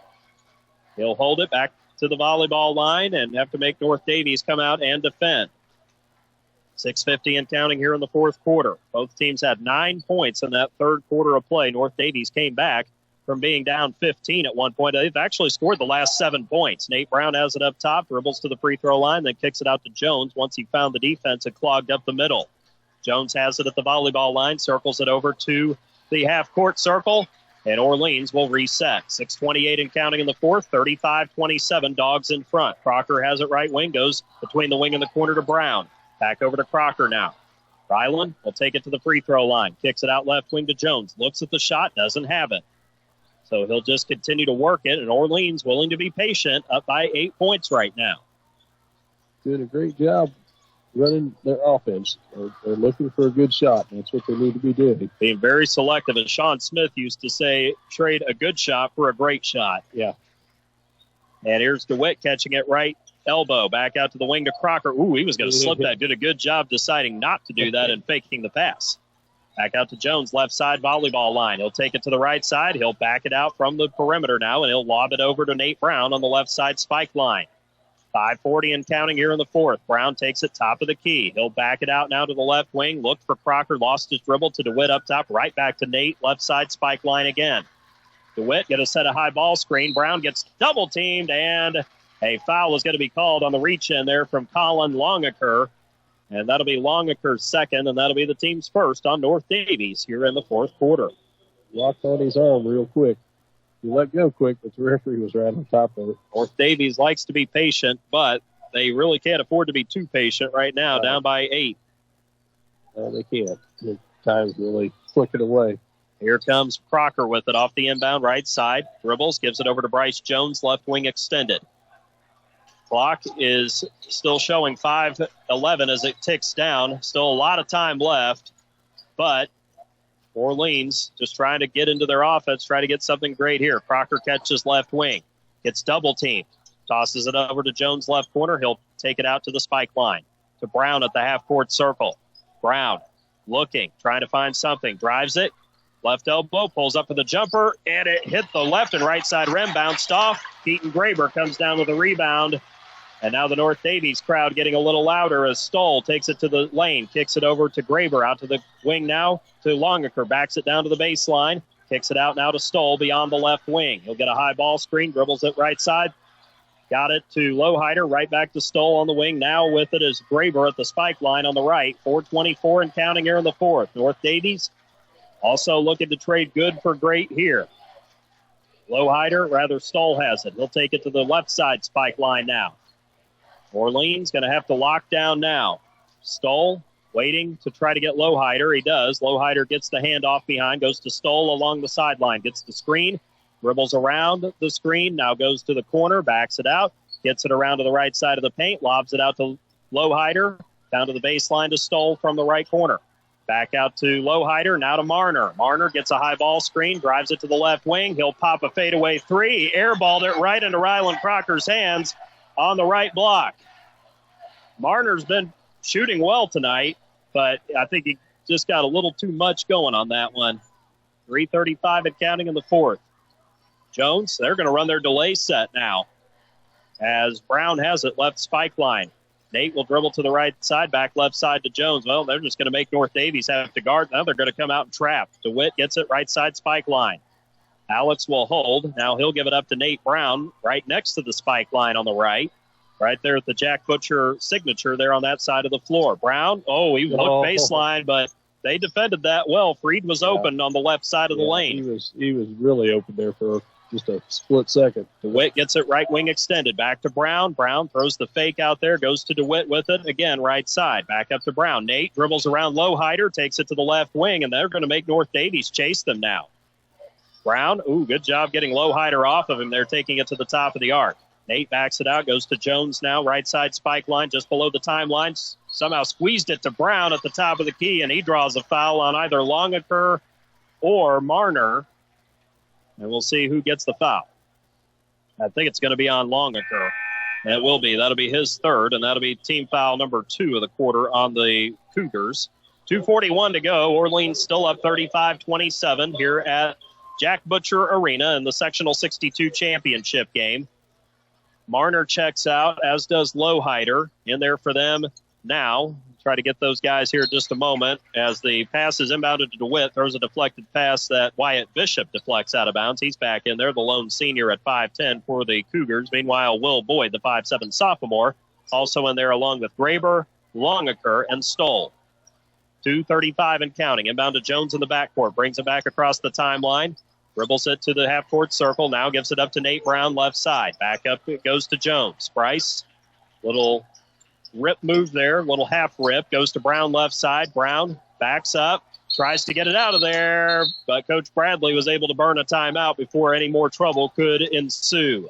2:18 to go here in the fourth quarter. 35-27, Orleans on top. You're listening to Orleans Bulldogs basketball in the Sectional 62 championship game here on Gold 98.7 WSEZ. Your high-end electronics and gadgets are only as good as your internet service provider. Stop the frustration of slow and unreliable internet service with a call to Orange County Fiber. Call Orange County Fiber and check out their brand new fiber packages that include lightning-fast upload and download speeds for households that stream, game, and surf the internet. Call Orange County Fiber and see the difference fiber can make in your daily life or your business operation. Phone OC Fiber at 812-865-2229. Orange County Fiber, bringing high-speed internet to your community. Hi, this is John Bender. Since 1931, Bender Lumber has been providing superior service along with quality, innovative building products at fair, competitive prices. In communities throughout southern Indiana, our locations are the primary supplier to residential builders, professional remodelers, as well as do-it-yourselfers who rely on our knowledgeable sales staff to do whatever it takes to proudly serve them and to get the job done. So here's to the first 90 years of local people serving local needs at Bender Lumber.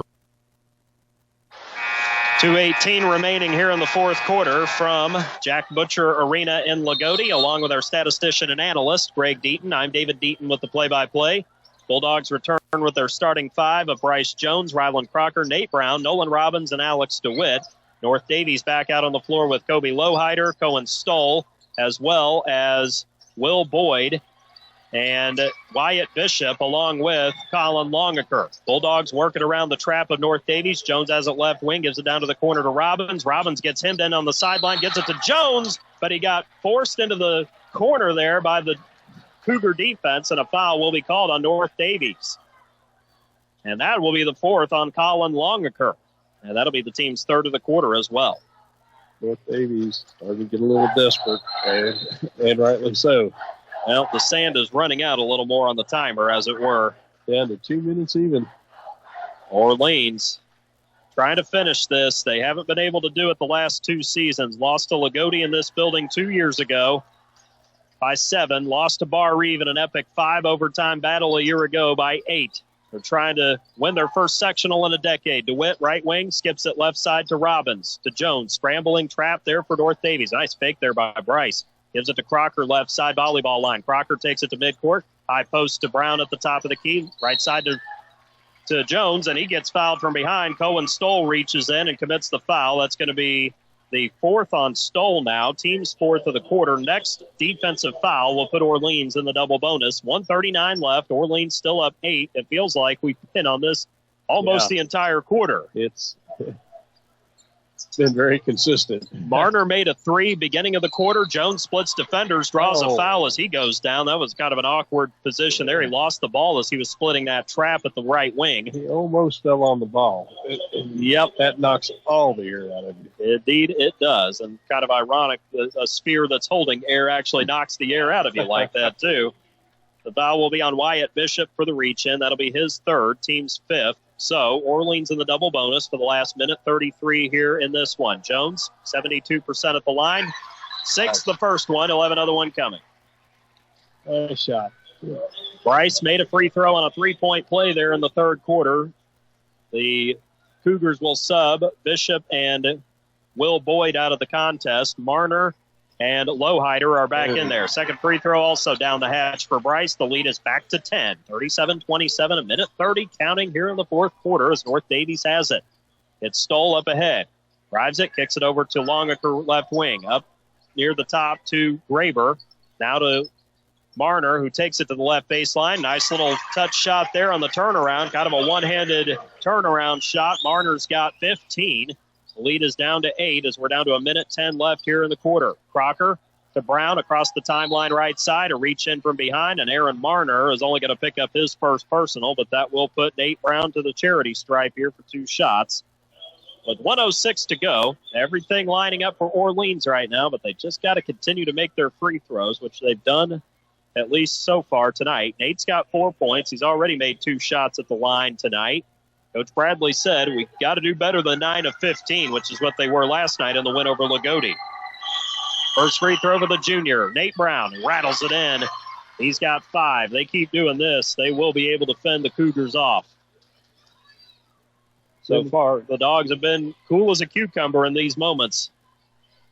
Playing well right now. They're playing smart. playing really well. Second free throw, my gosh, it went halfway down, popped out. Rebound comes down to, I think, Marner. He does have it. He brings it up to the right corner in the forecourt.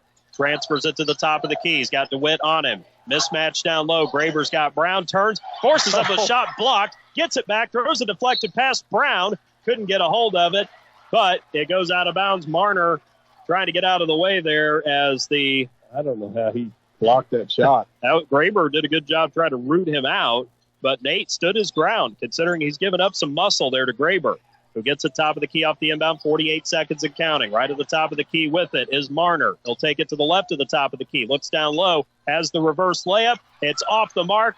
Lowhider couldn't grab it. Rebound to Nate Robbins underneath. And the Bulldogs are getting close. They can smell it. Jones with it right side, gets fouled with 31 seconds to go. And that's how close the Dogs are to breaking the 10-year drought. Bryce Jones will step to the line for 2 shots. So far, Orleans 9 of 10 at the stripe. Jones is 3 of 3. And Cohen Stoll, the 5'8 freshman, just fouled out as he tried to reach in there. And some of the North Daviess fans, I think, see the handwriting, and they're starting to head out of the building. 31.4 to go. Stoll is out. He gave a really good effort in this game. He did not play like a freshman, certainly in this game tonight. He really did a good job running the team overall throughout the course of the night. Orleans has played a very good, strategic game. Free throw, good. Jones knocks it in. They've taken virtually everything away from North Daviess that they could have done to have got back in the game. And the Cougars threatened there at the beginning of the quarter, but the good thing for the Dogs was they were able to do just enough. It's been all free throws here in the quarter as far as scoring. Jones gets that one to go. He's 5 of 5. He's got 7 points. Lead is 11, less than 30 seconds, now 27 seconds. It is Boyd with it in the backcourt. That would be Will Boyd. He brings it across the timeline now, gives it to Marner between the circles, and a foul will be called on the Bulldogs with 19.8 seconds. It'll be their first of the quarter, and it will be Nate Brown who picks up the personal, his 4th. And Orleans is right there. They are on their way to getting their 16th sectional in program history. Inbound to Graber right wing, straight away Marner. What a shot. Nice shot. Aaron Marner gets his 18th point. Timeout, North Daviess. They're not going to go away without a couple more shots here. 15.6 seconds to go the 4th. We'll keep it here actually right now. And that'll be a full timeout to the Cougars. Orleans right there right now. All they got to do is get the inbound, draw another foul. North Daviess has 1 timeout left. Orleans still has 4 left. Dogs inbound it, draw a foul here, get to the line, knock down 2 more, and seal this thing up. Yeah, if it all works that way, that's exactly what's going to happen. The strategy they've had has been just amazing. And the kids done exactly what they needed to do. You're playing a team in North Daviess that plays such a methodical and precise brand of basketball. They're so good on the defensive end. And we're kind of like last night where Orleans turned this around, end of the first, going into the second. And that second quarter, once again, could have proved to be the difference the way it looks tonight. It was tonight again. Seems like that might actually be the Dogs' quarter. Maybe not the 4th, but maybe the second quarter right now. The second quarter sure has been good too in the last 2 nights. The inbound will come from DeWitt. Inbound to Bryce Jones now. Bryce has it in the backcourt. Lobs it to Crocker, left side. He'll bring it across midcourt. They're going to have to foul him, and Longaker was bodying up to him, and that should be it for Colin Longaker tonight with 8 seconds. 10 years is a long time. And Longaker just fouled out of the contest. But Orleans has been knocking on the door. It's the 34th time they've been to a sectional championship in program history. If you go all the way back to the 19 teens, that's how far back we go.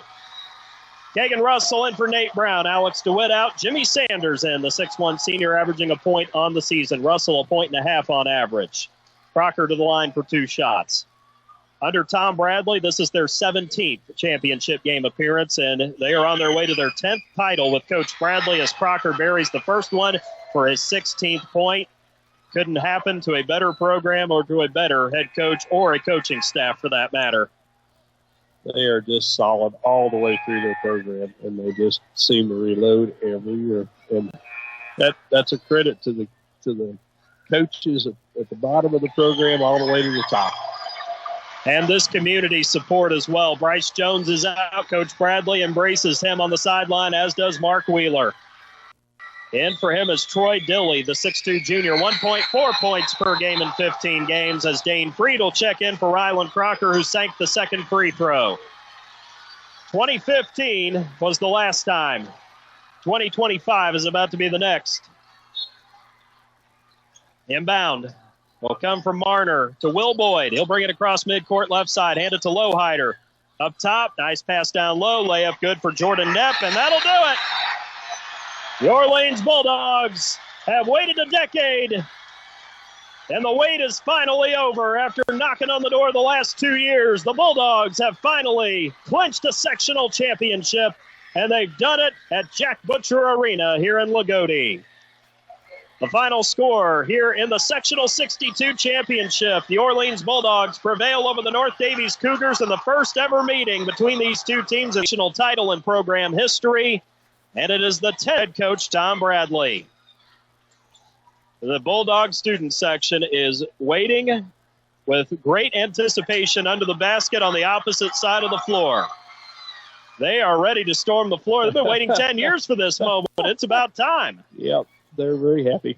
We used to see them dominate. We saw 6 years of Orleans reign, and to think it's been 10 years, it's crazy to think that. But this group, man, they put it together this year. Year in and year out, they are going to be competitive to the end. And very deserving bunch of kids. Program is just phenomenal.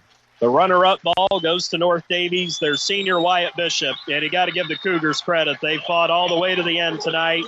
They just got too far behind, and Orleans was able to keep them just far enough away. Rylan Crocker gets the game ball and the trophy. The students storm the floor, and they hoist a trophy for the first time in a decade.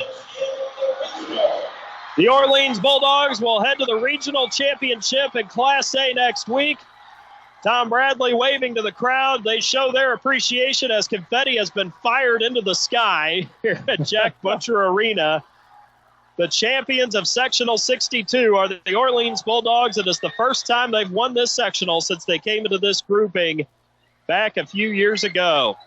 We're going to head into our WSEZ postgame show. There's some celebrating to do here. We're going to talk to head coach Tom Bradley of the Orleans Bulldogs, and hopefully we'll get a chance to talk to a couple of the other boys on the team as well, as Orleans wins this contest tonight by a final score of 42-34 to win their first sectional title in 10 years and their 16th in program history. You're listening to coverage of Orleans Bulldogs basketball in the Sectional 62 Championship game here on 96.9 WKLO. Southern Indiana's endless supply of gold. 98.7 and 1560. Playing top tracks of the 60s, 70s, and 80s. Orange County REMC. Kirby Hardware has been helping the residents Time for a visit to locally owned and operated Orange County Concrete. They have everything you need to get your driveway, walkways, and other landscaping-related needs back. Orange County REMC offers security systems for your home. Home security systems are available to members and non-members and will provide protection from fire, carbon monoxide, and theft. These systems are continuously monitored, so you will have a peace of mind whether you are at home, work, or vacation. You might even qualify for a discount on your homeowner's premium. Install a security system for as low as $299 with monitoring, starting at $29.95 per month with bundle. For more information on these home services, call Orange County REMC at 812-865-2229. Kirby Hardware has been helping the residents of Orleans keep their homes and farms running smoothly since 1953. Kirby Hardware carries a full line of GE appliances, hardware items, household items, lawn and garden supplies, paint, and a full line of plumbing, all with the knowledge to get you what you need to do the job right the first time. Kirby Hardware open Monday through Friday, 7 a.m. till 5:30 p.m. and Saturday, 7 till 2. Phone them at 812-865-2510. Kirby Hardware at 206 East Jefferson Street, Time for a visit to locally owned and operated Orange County Concrete. They have everything you need to get your driveway, walkways, and other landscaping-related needs back in shape. They are a ready-mix concrete company, supplying concrete blocks and masonry supplies, as well as reinforcing steel, river gravel, and for the small jobs, they even sell high-quality bagged concrete mix. Remember, locally owned and operated Orange County Concrete for all of your concrete and masonry needs. Orange County Concrete in Orleans. Phone 812-865-2425. The celebration is underway here at Jack Butcher Arena. The Orleans Bulldogs are sectional 62 champions. The first time the Bulldogs have won a sectional championship since the 2014-2015 season. A decade of waiting has finally subsided. Orleans had played in the previous two championship games, had fallen to Lagodi here in this building 2 years ago by 7. Last year, went into the 5-overtime legendary battle with Bar Reeve. The Vikings were able to prevail in that one, 75-67.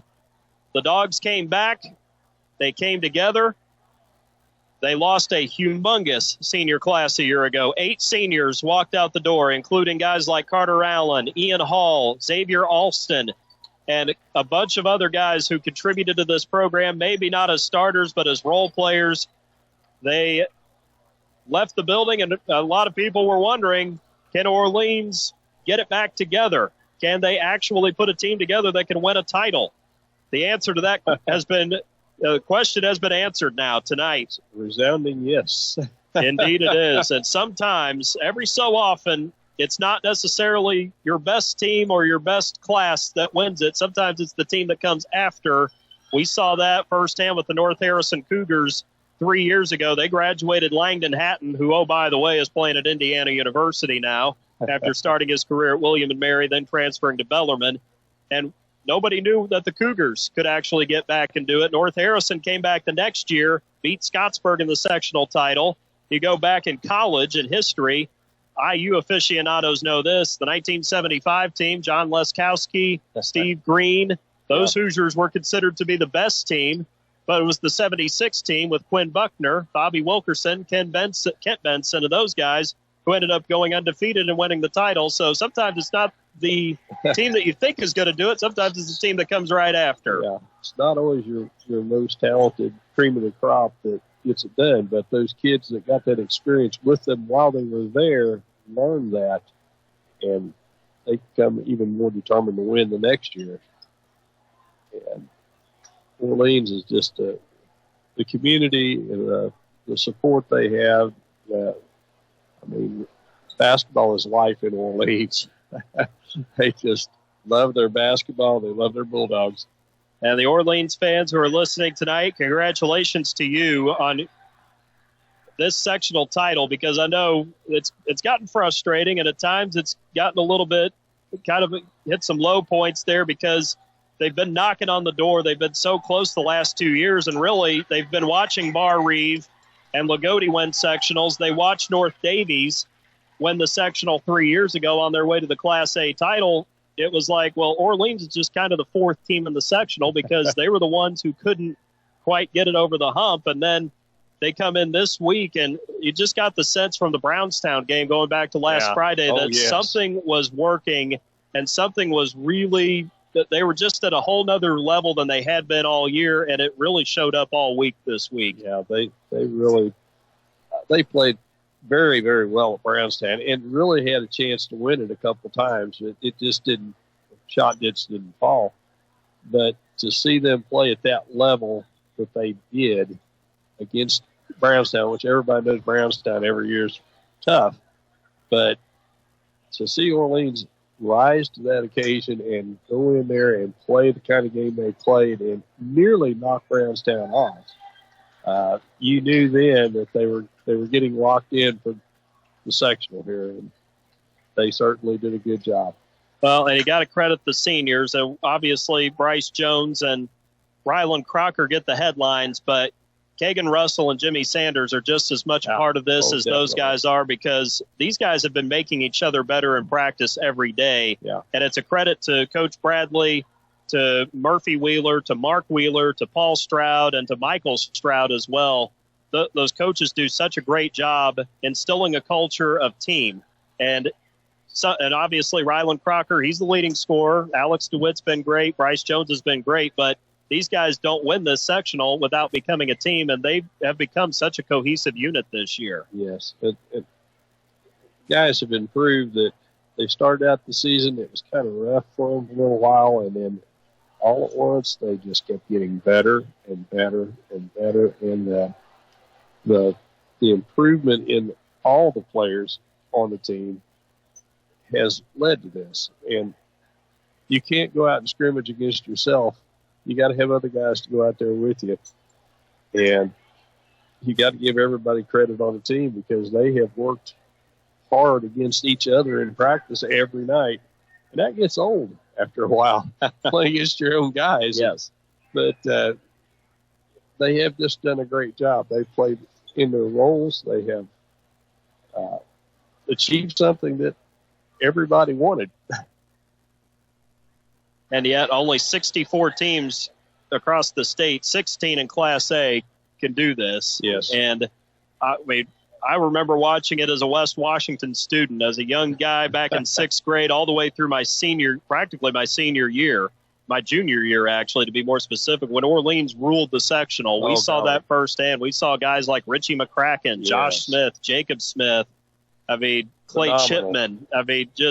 And it was very similar to this team in the sense that they all knew what they were supposed to do. Everybody knew their roles, and they never complained about that. They just did their job, and they did it to the best of their ability. That's why they were so great for so long, not to mention the fact that they were just so doggone talented up and down the roster.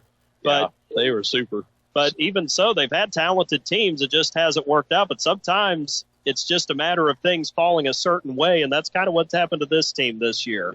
Yeah. And these kids, like all the Orleans players, they bought into this program from day one. And if they buy into the program, like you just see it consistently year after year, the kids come from Orleans, they are ready to play basketball. And it's just phenomenal to watch, and it's amazing to me that they have the discipline they do, and they are able to consistently get what they want every year out of their kids. I mean, the kids just buy in and they say, hey, let's go.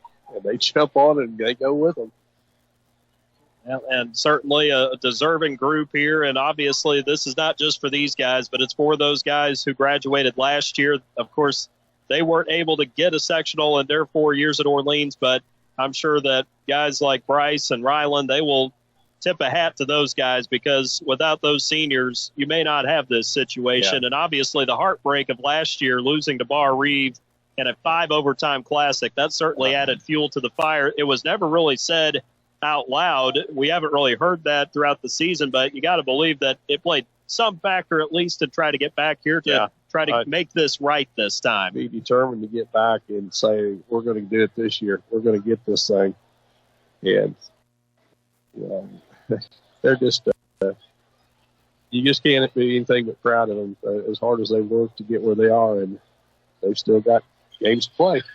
And certainly the regional championship is ahead next week, and we'll get an update on that Borden Christian Academy game here momentarily. First, let's go through the stats here as we continue on with our WSEZ postgame show. The Orleans Bulldogs, sectional champions. Tom Bradley stepping up the ladder to cut down the net, a piece of the net here on the other side of the floor, and a well-deserved round of applause for Coach Bradley as he steps up there. He's done this a few times. It's been a minute, but I'm sure he remembers the way to the net-cutting ceremony there.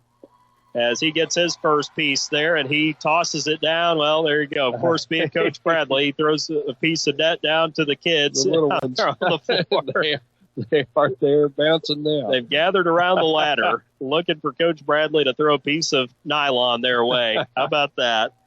Well, let's take a look at the final shooting and scoring numbers for both teams. We'll start with North Daviess. Aaron Marner was excellent in the second half. He really did lead the charge for the Cougars. He scored 11 of their team's 19 second-half points. Marner had 7 in the first half. He buried a 3 there in the third quarter. He ended up making 2 more trays in the fourth with a basket as well. Marner had 18 tonight, really played well for North Daviess, made a really few nice shots there in the second half, mainly in the fourth quarter. So Marner with 8 of his 10 in that fourth quarter, 18 total to lead the way. Kobe Lowhider got a 3 in the first, buried another one in the third quarter, trying to keep North Daviess in it. Lowhider finished his game with 6 points tonight. Colin Longaker, who came into the week as the leading scorer for North Daviess, he had 5 points, 2 in the second quarter, another basket in the third quarter with 1 of 2 free throws. So Longaker finished his night with 5 points. Cohen Stoll scored all 3 of his points. The freshman made 1 of 2 free throws in the first quarter with a basket for 2. He got 3 on the night. And then Jordan Knapp, late in the contest, got a nice pass on the high-low down to the left side of the basket, laid it in for his only 2 points of the night for the 6'5" sophomore center. Cole Boyd, Wyatt Bishop, and Will Boyd got some time out there tonight, as did Keaton Graber. None of those guys scored for the Cougars, who shot 7 of 13 in the second half, a total of 13 of 31 on the night, 42% from the floor. Three-point shooting was actually very good, although North Daviess was very judicious about the threes they took. They were 4 out of 6 in the second half and 6 out of 10 tonight for 60% from three-point range. They didn't get a lot of free throw attempts, but the Cougars did only make 2 out of 4 tonight from the stripe, good for 50%. For the Orleans Bulldogs tonight, 2 in double figures. Ryland Crocker is the leading scorer tonight for Orleans with 17 points. He had 13 of those points in the first half. In the third quarter, Ryland managed to get another basket for 2, buried 2 free throws there late in the game before he was subbed out. Crocker had 17 points in this one. Alex DeWitt had 11 of his 13 in the first half. DeWitt then got a basket in the third quarter, driving toward the inside. Alex with 13 tonight, right behind Crocker's 17, as the 2 leading scorers lead the Dogs in that department tonight. Bryce Jones scored all 7 of his points in the second half. A 3-point play the old-fashioned way in the third quarter with 4 free throws made there. Bryce finishes his night with 7 points, making all 5 of his free throws as well. Meanwhile, the only other scorer was Nate Brown. Nate got a basket there in the first quarter on a drive to the rim. 2 free throws in that third quarter, 1 of 2 at the line in the fourth. Brown had 5 for the Bulldogs tonight in this one. Nolan Robbins played in this contest. So did Mason Freed. Kagan Russell made a couple of cameo appearances. Jimmy Sanders got in there late. Troy Dilley stepped on the floor there at the very end, as did Dane Freed. None of those guys scored. Russell certainly got some key minutes there at the end, or in the first half for the Dogs, with foul trouble between Bryce Jones and Nate Brown. And so with that, Orleans 3 out of 12 from the floor in the second half. That's it. They were 13 out of 30 on the night, good for 43%. They were 0 for 3 from behind the arc in the third quarter. Didn't attempt a 3 in the fourth, so they go 0 for 3 in the second half and 3 of 9 on the night, 33%. They made 3 out of 3 free throws in the first half, did it again in the third quarter, and then 7 out of 8 in the fourth quarter. In total, the Bulldogs made 13 of 14 free throws, good for 93% here tonight at Jack Butcher Arena. The score by quarter went as follows. North Daviess was down 14-11 at the end of the first quarter. Orleans really clamped down. The second quarter was so huge tonight for the Bulldogs as they outscored North Daviess 12-4 to take a 26-15 lead into halftime. In the third quarter, the Cougars were able to neutralize the Bulldogs at 9-all, making the score 35-24 heading into the fourth. And in that fourth quarter, North Daviess outscored Orleans 10-7. There with a late stretch as Orleans scored all of their points, going 7 of 8 from the free throw line there in that fourth quarter of play, making the final score Orleans 42, North Daviess 34. As for the rebounding tonight, that goes to the Cougars, 19-13 over the Bulldogs. North Daviess had 5 offensive rebounds as a team. Keaton Graber was the leader on the boards tonight for the Cougars. He had 6 rebounds to his credit. Aaron Marner, Colin Longaker, and Will Boyd all had 3 rebounds in this contest. Each of them got an offensive rebound to go with that. Meanwhile, Wyatt Bishop with 2 rebounds. One of them came on the offensive glass tonight. And then 1 rebound apiece for Cohen Stoll and Kobe Lowhider for this Cougar team here tonight. 19 rebounds, 5 on the offensive end. For Orleans, 13 total rebounds tonight. 3 of those came on the offensive glass. The leader in the rebounding was Alex DeWitt, 4 rebounds, 2 on the offensive side. Ryland Crocker had 3 rebounds tonight, all on the defensive end for the Dogs. Meanwhile, Bryce Jones and Nolan Robbins both had 2 rebounds tonight, but Nate Brown also had 2 rebounds, including 1 on the offensive side, that is, as Orleans gets out-rebounded in this contest. Not a lot of turnovers in this game. Orleans only had 3 total, 1 in the second half. North Daviess turned it over 5 times. They, too, only turned it over once in the second half. As far as assists go, both teams finished with 5 assists in this game on 13 made baskets. For the Cougars, their assist leader was Aaron Marner. He had 2 in this one. He had been their leader throughout the season coming into the week. Cohen Stoll, Kobe Lowhider, and Keaton Graber all had 1 assist apiece tonight for North Daviess. For Orleans, 5 assists as well. Leading the way there was Nate Brown with 2, Bryce Jones, Ryland Crocker, and Mason Freed all had 1 assist apiece tonight for the Bulldogs as they go on to win this over North Daviess in the first ever meeting between the two teams in sectional play. The Bulldogs 42-34 winners over the Cougars here at Jack Butcher Arena in Lagodi. Last update with 2:20 to go from Paoli. The Rams had trimmed the lead down to 37-35 against Providence. Third quarter early on at Seymour in the Sectional 15 title game at Lloyd Scott Gymnasium. Jeffersonville over New Albany, 37-25. The score in that one. Meanwhile, at the West Washington sectional in the championship, Christian Academy has been maintaining a lead throughout in that one. Last update in the fourth quarter with 2:51 to go. It is the Warriors leading 34-30 over Borden. And now we've got a final. Christian Academy runs away with it late, and that'll be Orleans' opponent in the regional championship game next week.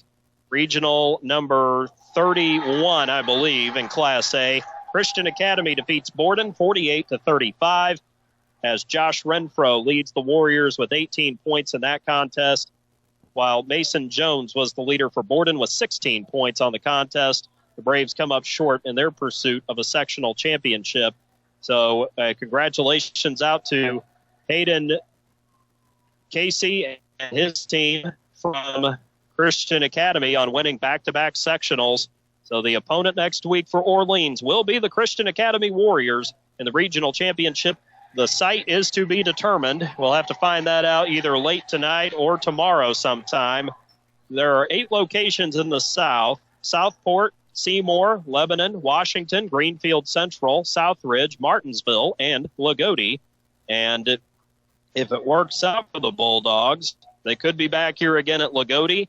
More than likely, the most, I'd say if you had to narrow it down to the top 3 or top 4, you'd say Lagodi certainly at the top of the list there. Southridge, Huntingburg Memorial Gymnasium, Lloyd Scott Gymnasium, and Seymour certainly an option as well. And the Hatchet House in Washington would probably be a candidate, although probably an outside shot that would be held at the Hatchet House just about 15 miles down the road from here in Lagodi to the west. So those are the possible sites. We do not know yet where this game will be played, but we do know that Orleans and Christian Academy will play for the sectional or the regional championship next week, and I believe that's regional number 31 in Class A. Providence hangs on to beat Paoli. Heartbreaker for the Rams there as Providence prevails 41-40 at Paoli in the Sectional 46 championship. That game over on Mix 95.3. So Providence clings to the victory, and the Pioneers are off to the regional championship game in 2A next week with their opponent yet to be determined. We are going to head to another break here as we continue on with our WSEZ postgame show. Hopefully we'll get Coach Bradley and maybe a couple of the Orleans players up here in just a few moments as we continue on with our WSEZ postgame show. You're listening to Orleans Bulldogs basketball in the Sectional 62 championship game here on Gold at 98.7 WSEZ. Your high-end electronics and gadgets are only as good as your internet service provider. Stop the frustration of slow and unreliable internet service with a call to Orange County Fiber. Call Orange County Fiber and check out their brand new fiber packages that include lightning-fast upload and download speeds for households that stream, game, and surf the internet. Call Orange County Fiber and see the difference fiber can make in your daily life or your business operation. Phone OC Fiber at 812-865-2229. Orange County Fiber, bringing high-speed internet to your community. Hi, this is John Bender. Since 1931, Bender Lumber has been providing superior service along with quality, innovative building products at fair, competitive prices. In communities throughout southern Indiana, our locations are the primary supplier to residential builders, professional remodelers, as well as do-it-yourselfers who rely on our knowledgeable sales staff to do whatever it takes to proudly serve serve them and to get the job done. So here's to the first 90 years of local people serving local needs at Bender Lumber. Kirby Hardware has been helping the residents of Orleans keep their homes and farms running smoothly since 1953. Kirby Hardware carries a full line of GE appliances, hardware items, household items, lawn and garden supplies, paint, and a full line of plumbing, all with the knowledge to get you what you need to do the job right the first time. Kirby Hardware open Monday through Friday, 7 a.m. till 5:30 p.m. and Saturday, 7 till 2. Phone them at 812-865-2510. Kirby Hardware at 206 East Jefferson Street. Once again, the Orleans Bulldogs are Sectional 62 champions as they prevail tonight over the North Daviess Cougars. The final score, 42-34. Ryland Crocker leads the way tonight with 17 points. Alex DeWitt had 13. Bryce Jones scored 7, and Nolan Robbins had 5. As the Bulldogs get the win, 4 lead changes and 1 tie in this game. All of that happened in the first quarter of this contest. Orleans sectional champions for the 16th time in program history. They won their first sectional back in 1953, 72 years ago. And now they've won 16 sectionals, 16 and 18 all-time now in championship games. And under head coach Tom Bradley, they are now 10 and 7 all-time in championship games, winning their first title since 2015. Of course, congratulations out to Coach Bradley and the Bulldogs on clinching this championship here tonight. Inside Jack Butcher Arena in Lagodi could be the site of their regional championship game next week against the Christian Academy Warriors. We'll certainly see what comes of the location of the regional next week. But, of course, we know the matchup will be Orleans and Christian Academy. And if there's one person who's thrilled to pieces about that, it's a certain JV coach who is on the Warrior staff, and that would be Kyle Bostic, who is an Orleans graduate, class of 2012. Kyle was hoping that matchup would materialize last year. Of course, Christian Academy ran into Bar Reeve in the regional, and the Vikings just shredded the Warriors here at Jack Butcher Arena. But Kyle's finally getting his wish. It's a year late, but he's finally getting his wish to face his alma mater now. Yeah, Kyle was a very good player whenever he played at Orleans, and he's just a class act all the way around. He's a great young man. And, well, he's got what he wanted now, so we'll see. He's elated for sure. They beat Borden 48-35, Christian Academy at West Washington in that sectional 63 championship game. So congratulations to Hayden Casey and the Warriors and their coaching staff with Kyle on the staff as well. Think very highly of the Bostic family, and certainly looking forward to seeing Kyle prior to that regional game next week as Orleans will play Christian Academy. We do not know the location yet, but we will find out either late tonight or sometime tomorrow about where the Bulldogs will be going. Now, they could end up back here at Lagodi at Jack Butcher Arena. The other possibilities, or the most likely possibilities as far as where they go, are Lloyd Scott Gymnasium in Seymour, the Hatchet House in Washington, or Huntingburg Memorial Gymnasium with Southridge High School being the host. Honestly, you can't beat any of the venues. Those are all great places, and wherever the Bulldogs are sent, no question about it. You know that, and we all know this, of course, that this fan base is going to go wherever they're sent. They will travel to the end of the earth if they have to. That's what's great about this community. They just love their basketball, and you can see why, because the kids play so hard every night. It's just a lot of fun to watch good, solid Indiana basketball. Fundamentals are certainly encased at Orleans and have been over Coach Bradley's 26 seasons as head coach, and no question about it, they are elated about this title. They're still taking pictures. Of course, all the moms have their phones and digital cameras out, and you know you're not getting off the floor without getting the pictures from the mothers. We know that from seeing that with the Corridon girls earlier this season. Yep.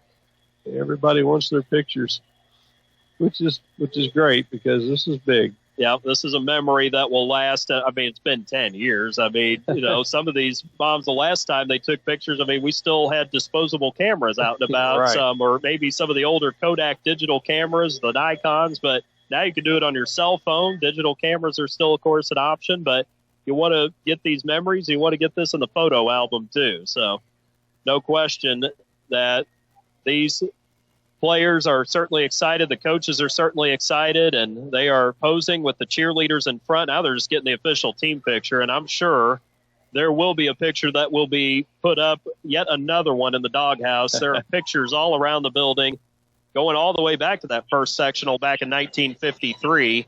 And no question about it, these guys will have their picture hung in the building as well. They've just got a rich history there. And to go into the gym and just walk around and look at the pictures and realize just how hard these kids have worked over the years there at Orleans to achieve what they've achieved. It's a lot. It's just a lot of fun to look at, and it's hard to believe just how hard these kids have to work to consistently do this year in and year out. I mean, they're phenomenal. They're good kids, and the community's great. Well, we'll have Coach Bradley and maybe a couple of the players up here just a moment. We'll take a quick break in the meantime as you're listening to continuing coverage of Orleans Bulldogs basketball in the Sectional 62 championship game here on Gold 98.7 WSEZ. Orange County REMC offers security systems for your home. Home security systems are available to members and non-members and will provide protection from fire, carbon monoxide, and theft. These systems are continuously monitored, so you will have a peace of mind whether you are at home, work, or vacation.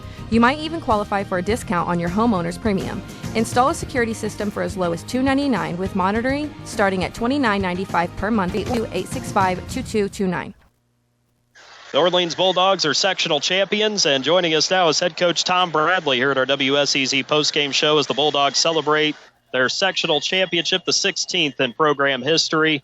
And, well, Coach Bradley, again, first quarter tonight, a back-and-forth affair with North Daviess. And then, once again, just like last night, the second quarter providing that springboard defensive side of the ball really got things churning there, and you guys were able to pull ahead and keep a pretty good lead there. Yeah, we got pretty good, that second quarter, like you said, and it seemed like third quarter was just kind of back and forth, and we pretty much stayed exactly where we were at. But good start there after we got going in the second.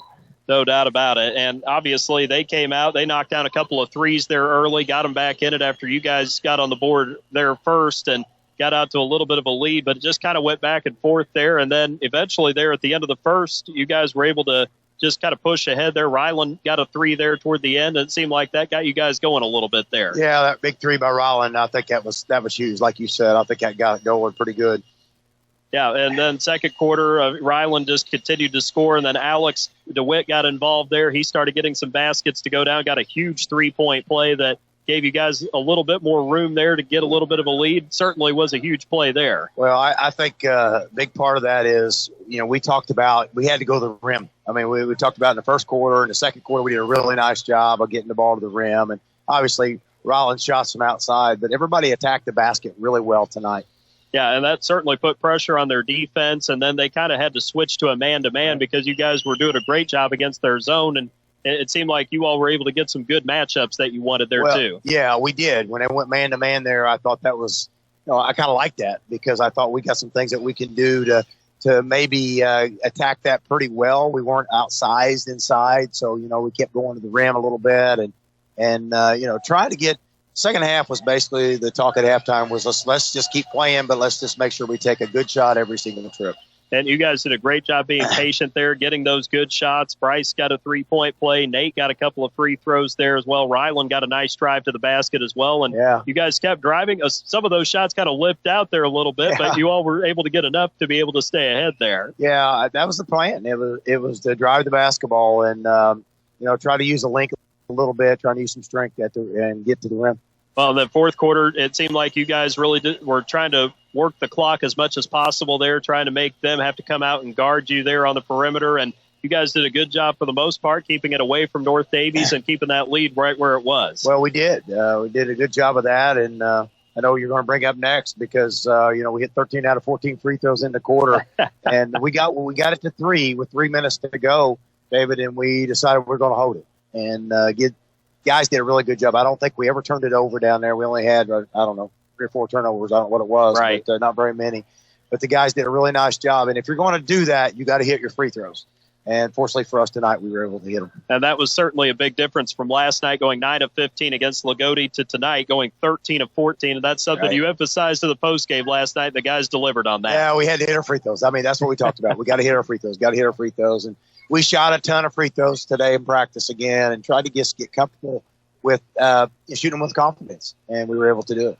Well, as that clock rolled down, Coach, I could see the elation start to build up there for you guys. You guys celebrated. You started to sub Troy and Dane in there, as well as Kagan and Jimmy, and then having the guys come over and the hugs exchanged. I mean, it had to be a great feeling to see this happen. Yeah, it was. It was pretty emotional. It's been a while since we won one, and we've been in this final game 3 years in a row. And last year we ended up losing in 5 overtimes. So definitely a good feeling right now.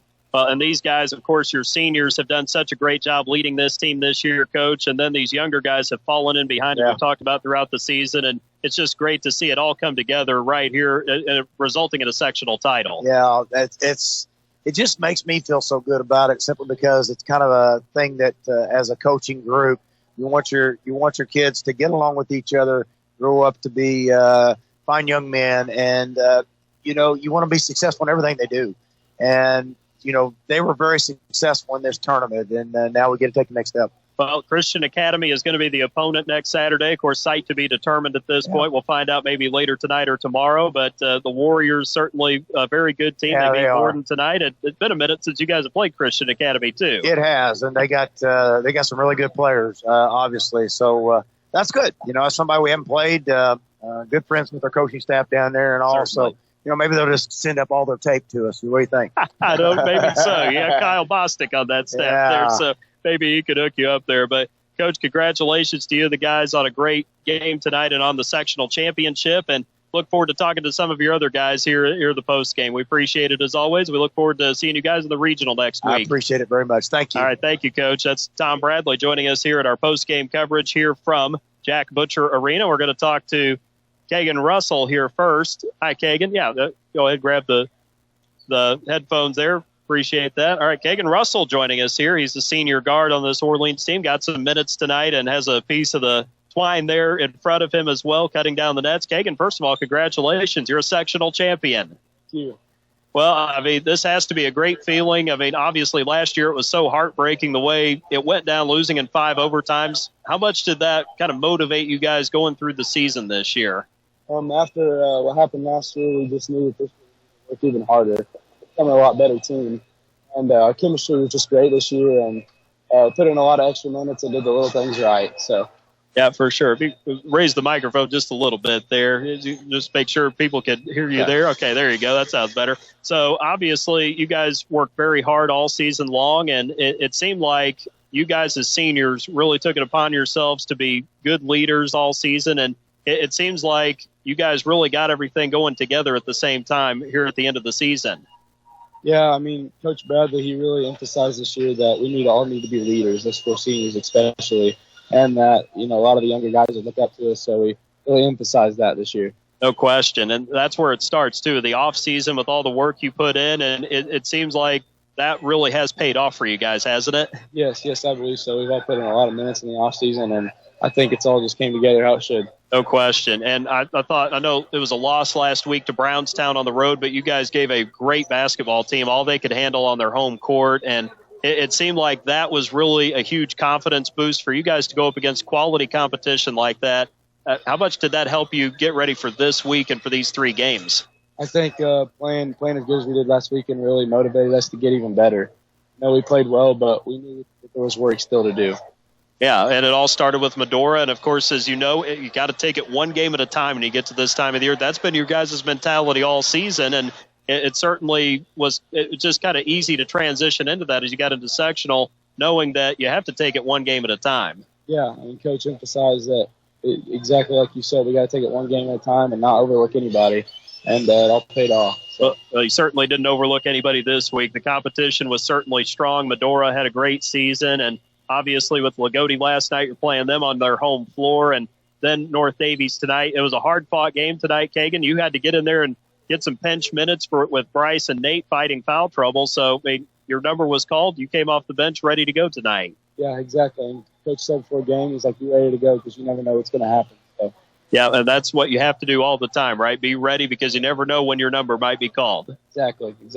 No question. And so, obviously, it's a great feeling. It's been 10 years. You guys, I think, were second graders the last time Orleans won a sectional. So, I mean, it's got to feel great to be able to cut down these nets, doesn't it? Oh, yeah, a lot of people have been wanting this, especially for it being so long since we've won one. So this year it's pretty emotional for everybody. No question. Well, I mean, it's great to see you guys, all the hard work culminate in the sectional championship for sure. And now you get to play for a regional title next week. And obviously you don't know where you're going yet. You could be back here at Lagodi or Seymour, Washington, somewhere like that. But you'll be playing Christian Academy. So obviously an Orleans alum on the staff with Kyle Bostic there as well. So definitely going to be a tough matchup, but I think that's what comes with this time of the year, though. Oh, yeah. I mean, and we've got a full week to work really hard and get even better, so we'll be ready to go. No question. Well, Kagan, congratulations. Great job out there on the court tonight, getting in with kind of a difficult situation there. We appreciate the time. Thank you so much for joining us, and we look forward to seeing you guys next weekend in the regional. Thank you.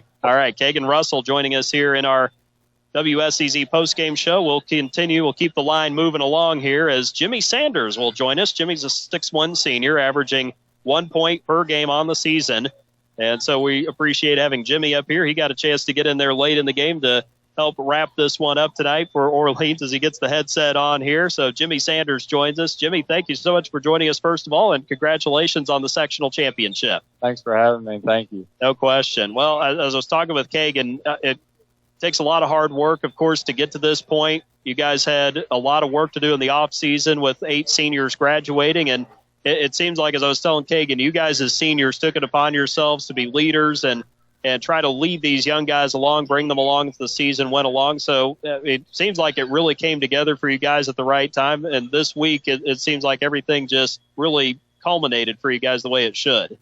Yeah, this whole season seems like it all just came together how it should and how we wanted it to.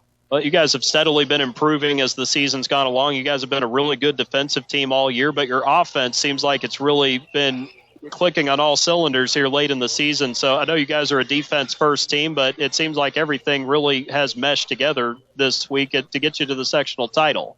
Yeah, we've been doing a lot of shooting drills in practice, shooting, free throws. In addition to the rest of the drills you've been doing too, I'm sure. Yes. So I know you're kind of a reserve on this team as well. You've come in, though, in some key times this year. So what's it been like for you getting to play with not just the guys in your class as seniors, but with the rest of these guys too? It's just been great. They're so fun to watch, so fun to play with, hang out with. Just a good group of guys to be around. Yeah, it shows you guys aren't just close as friends on the court. It seems like you guys are really close off the floor as well. Yeah, we all do everything together, hang out, anything. Play basketball a lot outside. But naturally, of course. Doesn't matter how cold it is, right? Yeah. It's been cold this year for sure. Well, obviously it was fun to watch this game tonight. First quarter kind of went back and forth. Second quarter, you guys were able to clamp down defensively, and to see Nate and Nolan, especially as underclassmen, and Alex, I mean, those guys have improved so much. And then you got Rylan and Bryce, and it just seems like all those guys have done so well accepting their roles, and you guys, even coming off the bench, have done that as well. Yeah, everyone, they know the role. They don't try to do too much or do too little. Just go out there and play. Yeah, and obviously tonight was big on that as well. Defense certainly was the catalyst again tonight as well against North Daviess. And so from what you saw on the bench there, I know it probably got a little nerve-wracking there in the fourth quarter. What was it like sitting on the bench having to watch this develop? Just nail-biting, just sitting there hoping that the shots would go in. Yeah, and getting to the free throw line was huge. And I know last night was tough at the line for you guys, but tonight the guys did a great job stepping up there, knocking them down. And if you're going to win a sectional, of course, Jimmy, that's what you have to do. Yeah, you got to make free throws.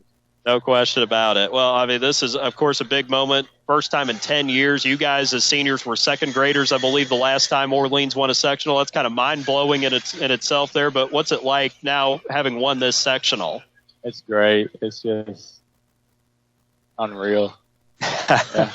Is it everything you thought it would be so far, or has it hit you yet? I don't think it's really hit me fully, but Well, the T-shirt you have on is kind of evidence of that right now. So, I mean, it doesn't lie. You are sectional champions. Yeah. Yeah, so obviously next week it's on to the regional championship game. Of course, right now we don't know where you guys are going. Could be back here or really any one of other 7 locations in southern Indiana. But you get to play for a regional next week, and I'm sure that's got to be exciting to have another week of practice and get ready for another title next week. Yeah, the whole team's already excited for the next game. We're ready. Well, and you guys will be playing Christian Academy in the next round. They beat Borden in the West Washington Sectional Championship tonight, so another tough team coming up next week. Yeah, we'll make sure to practice and we'll prepare. Now, just continue to prepare the way you have been all season. Seems like it's working for you guys really well. So, Jimmy, congratulations on the sectional title, and appreciate the time. Thank you for joining us here at our postgame coverage. Thank you. All right, Jimmy Sanders joining us here in our WSEZ postgame show. Appreciate Jimmy joining us here along with Kagan Russell as well as the Orleans Bulldogs win this game tonight by a final score of 42-34. Orleans now 21-4. North Daviess finishes 13-11. The Bulldogs will be off to the regional championship next week. They'll play the Christian Academy Warriors. Again, we don't know the location yet. It could be very possibly here at Lagodi. Could be Seymour, Washington, or Huntingburg. Those are the primary locations we could see the Bulldogs in. This will be the first time Orleans and Christian Academy have met in a regional championship game since March 12th of 1999. It was the last game for Gary McClintock as head coach at Orleans.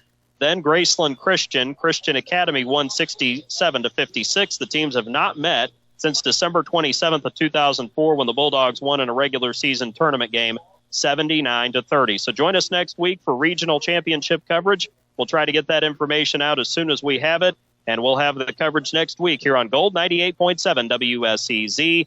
Our thanks to head coach Tom Bradley and to Kagan Russell, as well as Jimmy Sanders for joining us tonight as well. Thank you to Corey Julian, the athletic director, along with his staff here at Lagodi High School for their hospitality all week.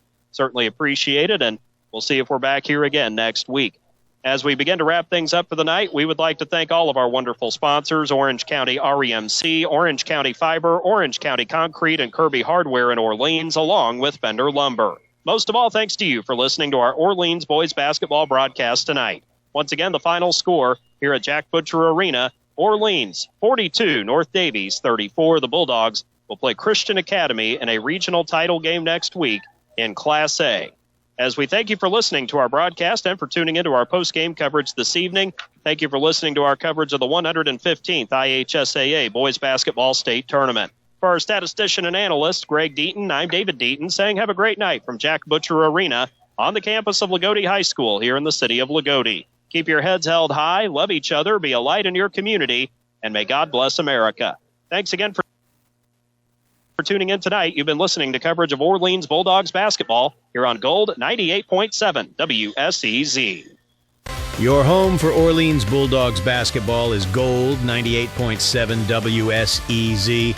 Our coverage of high school sports is being sponsored by Kirby Hardware, Orange County Concrete, Orange County REMC, Orange County Fiber, and Bender Lumber.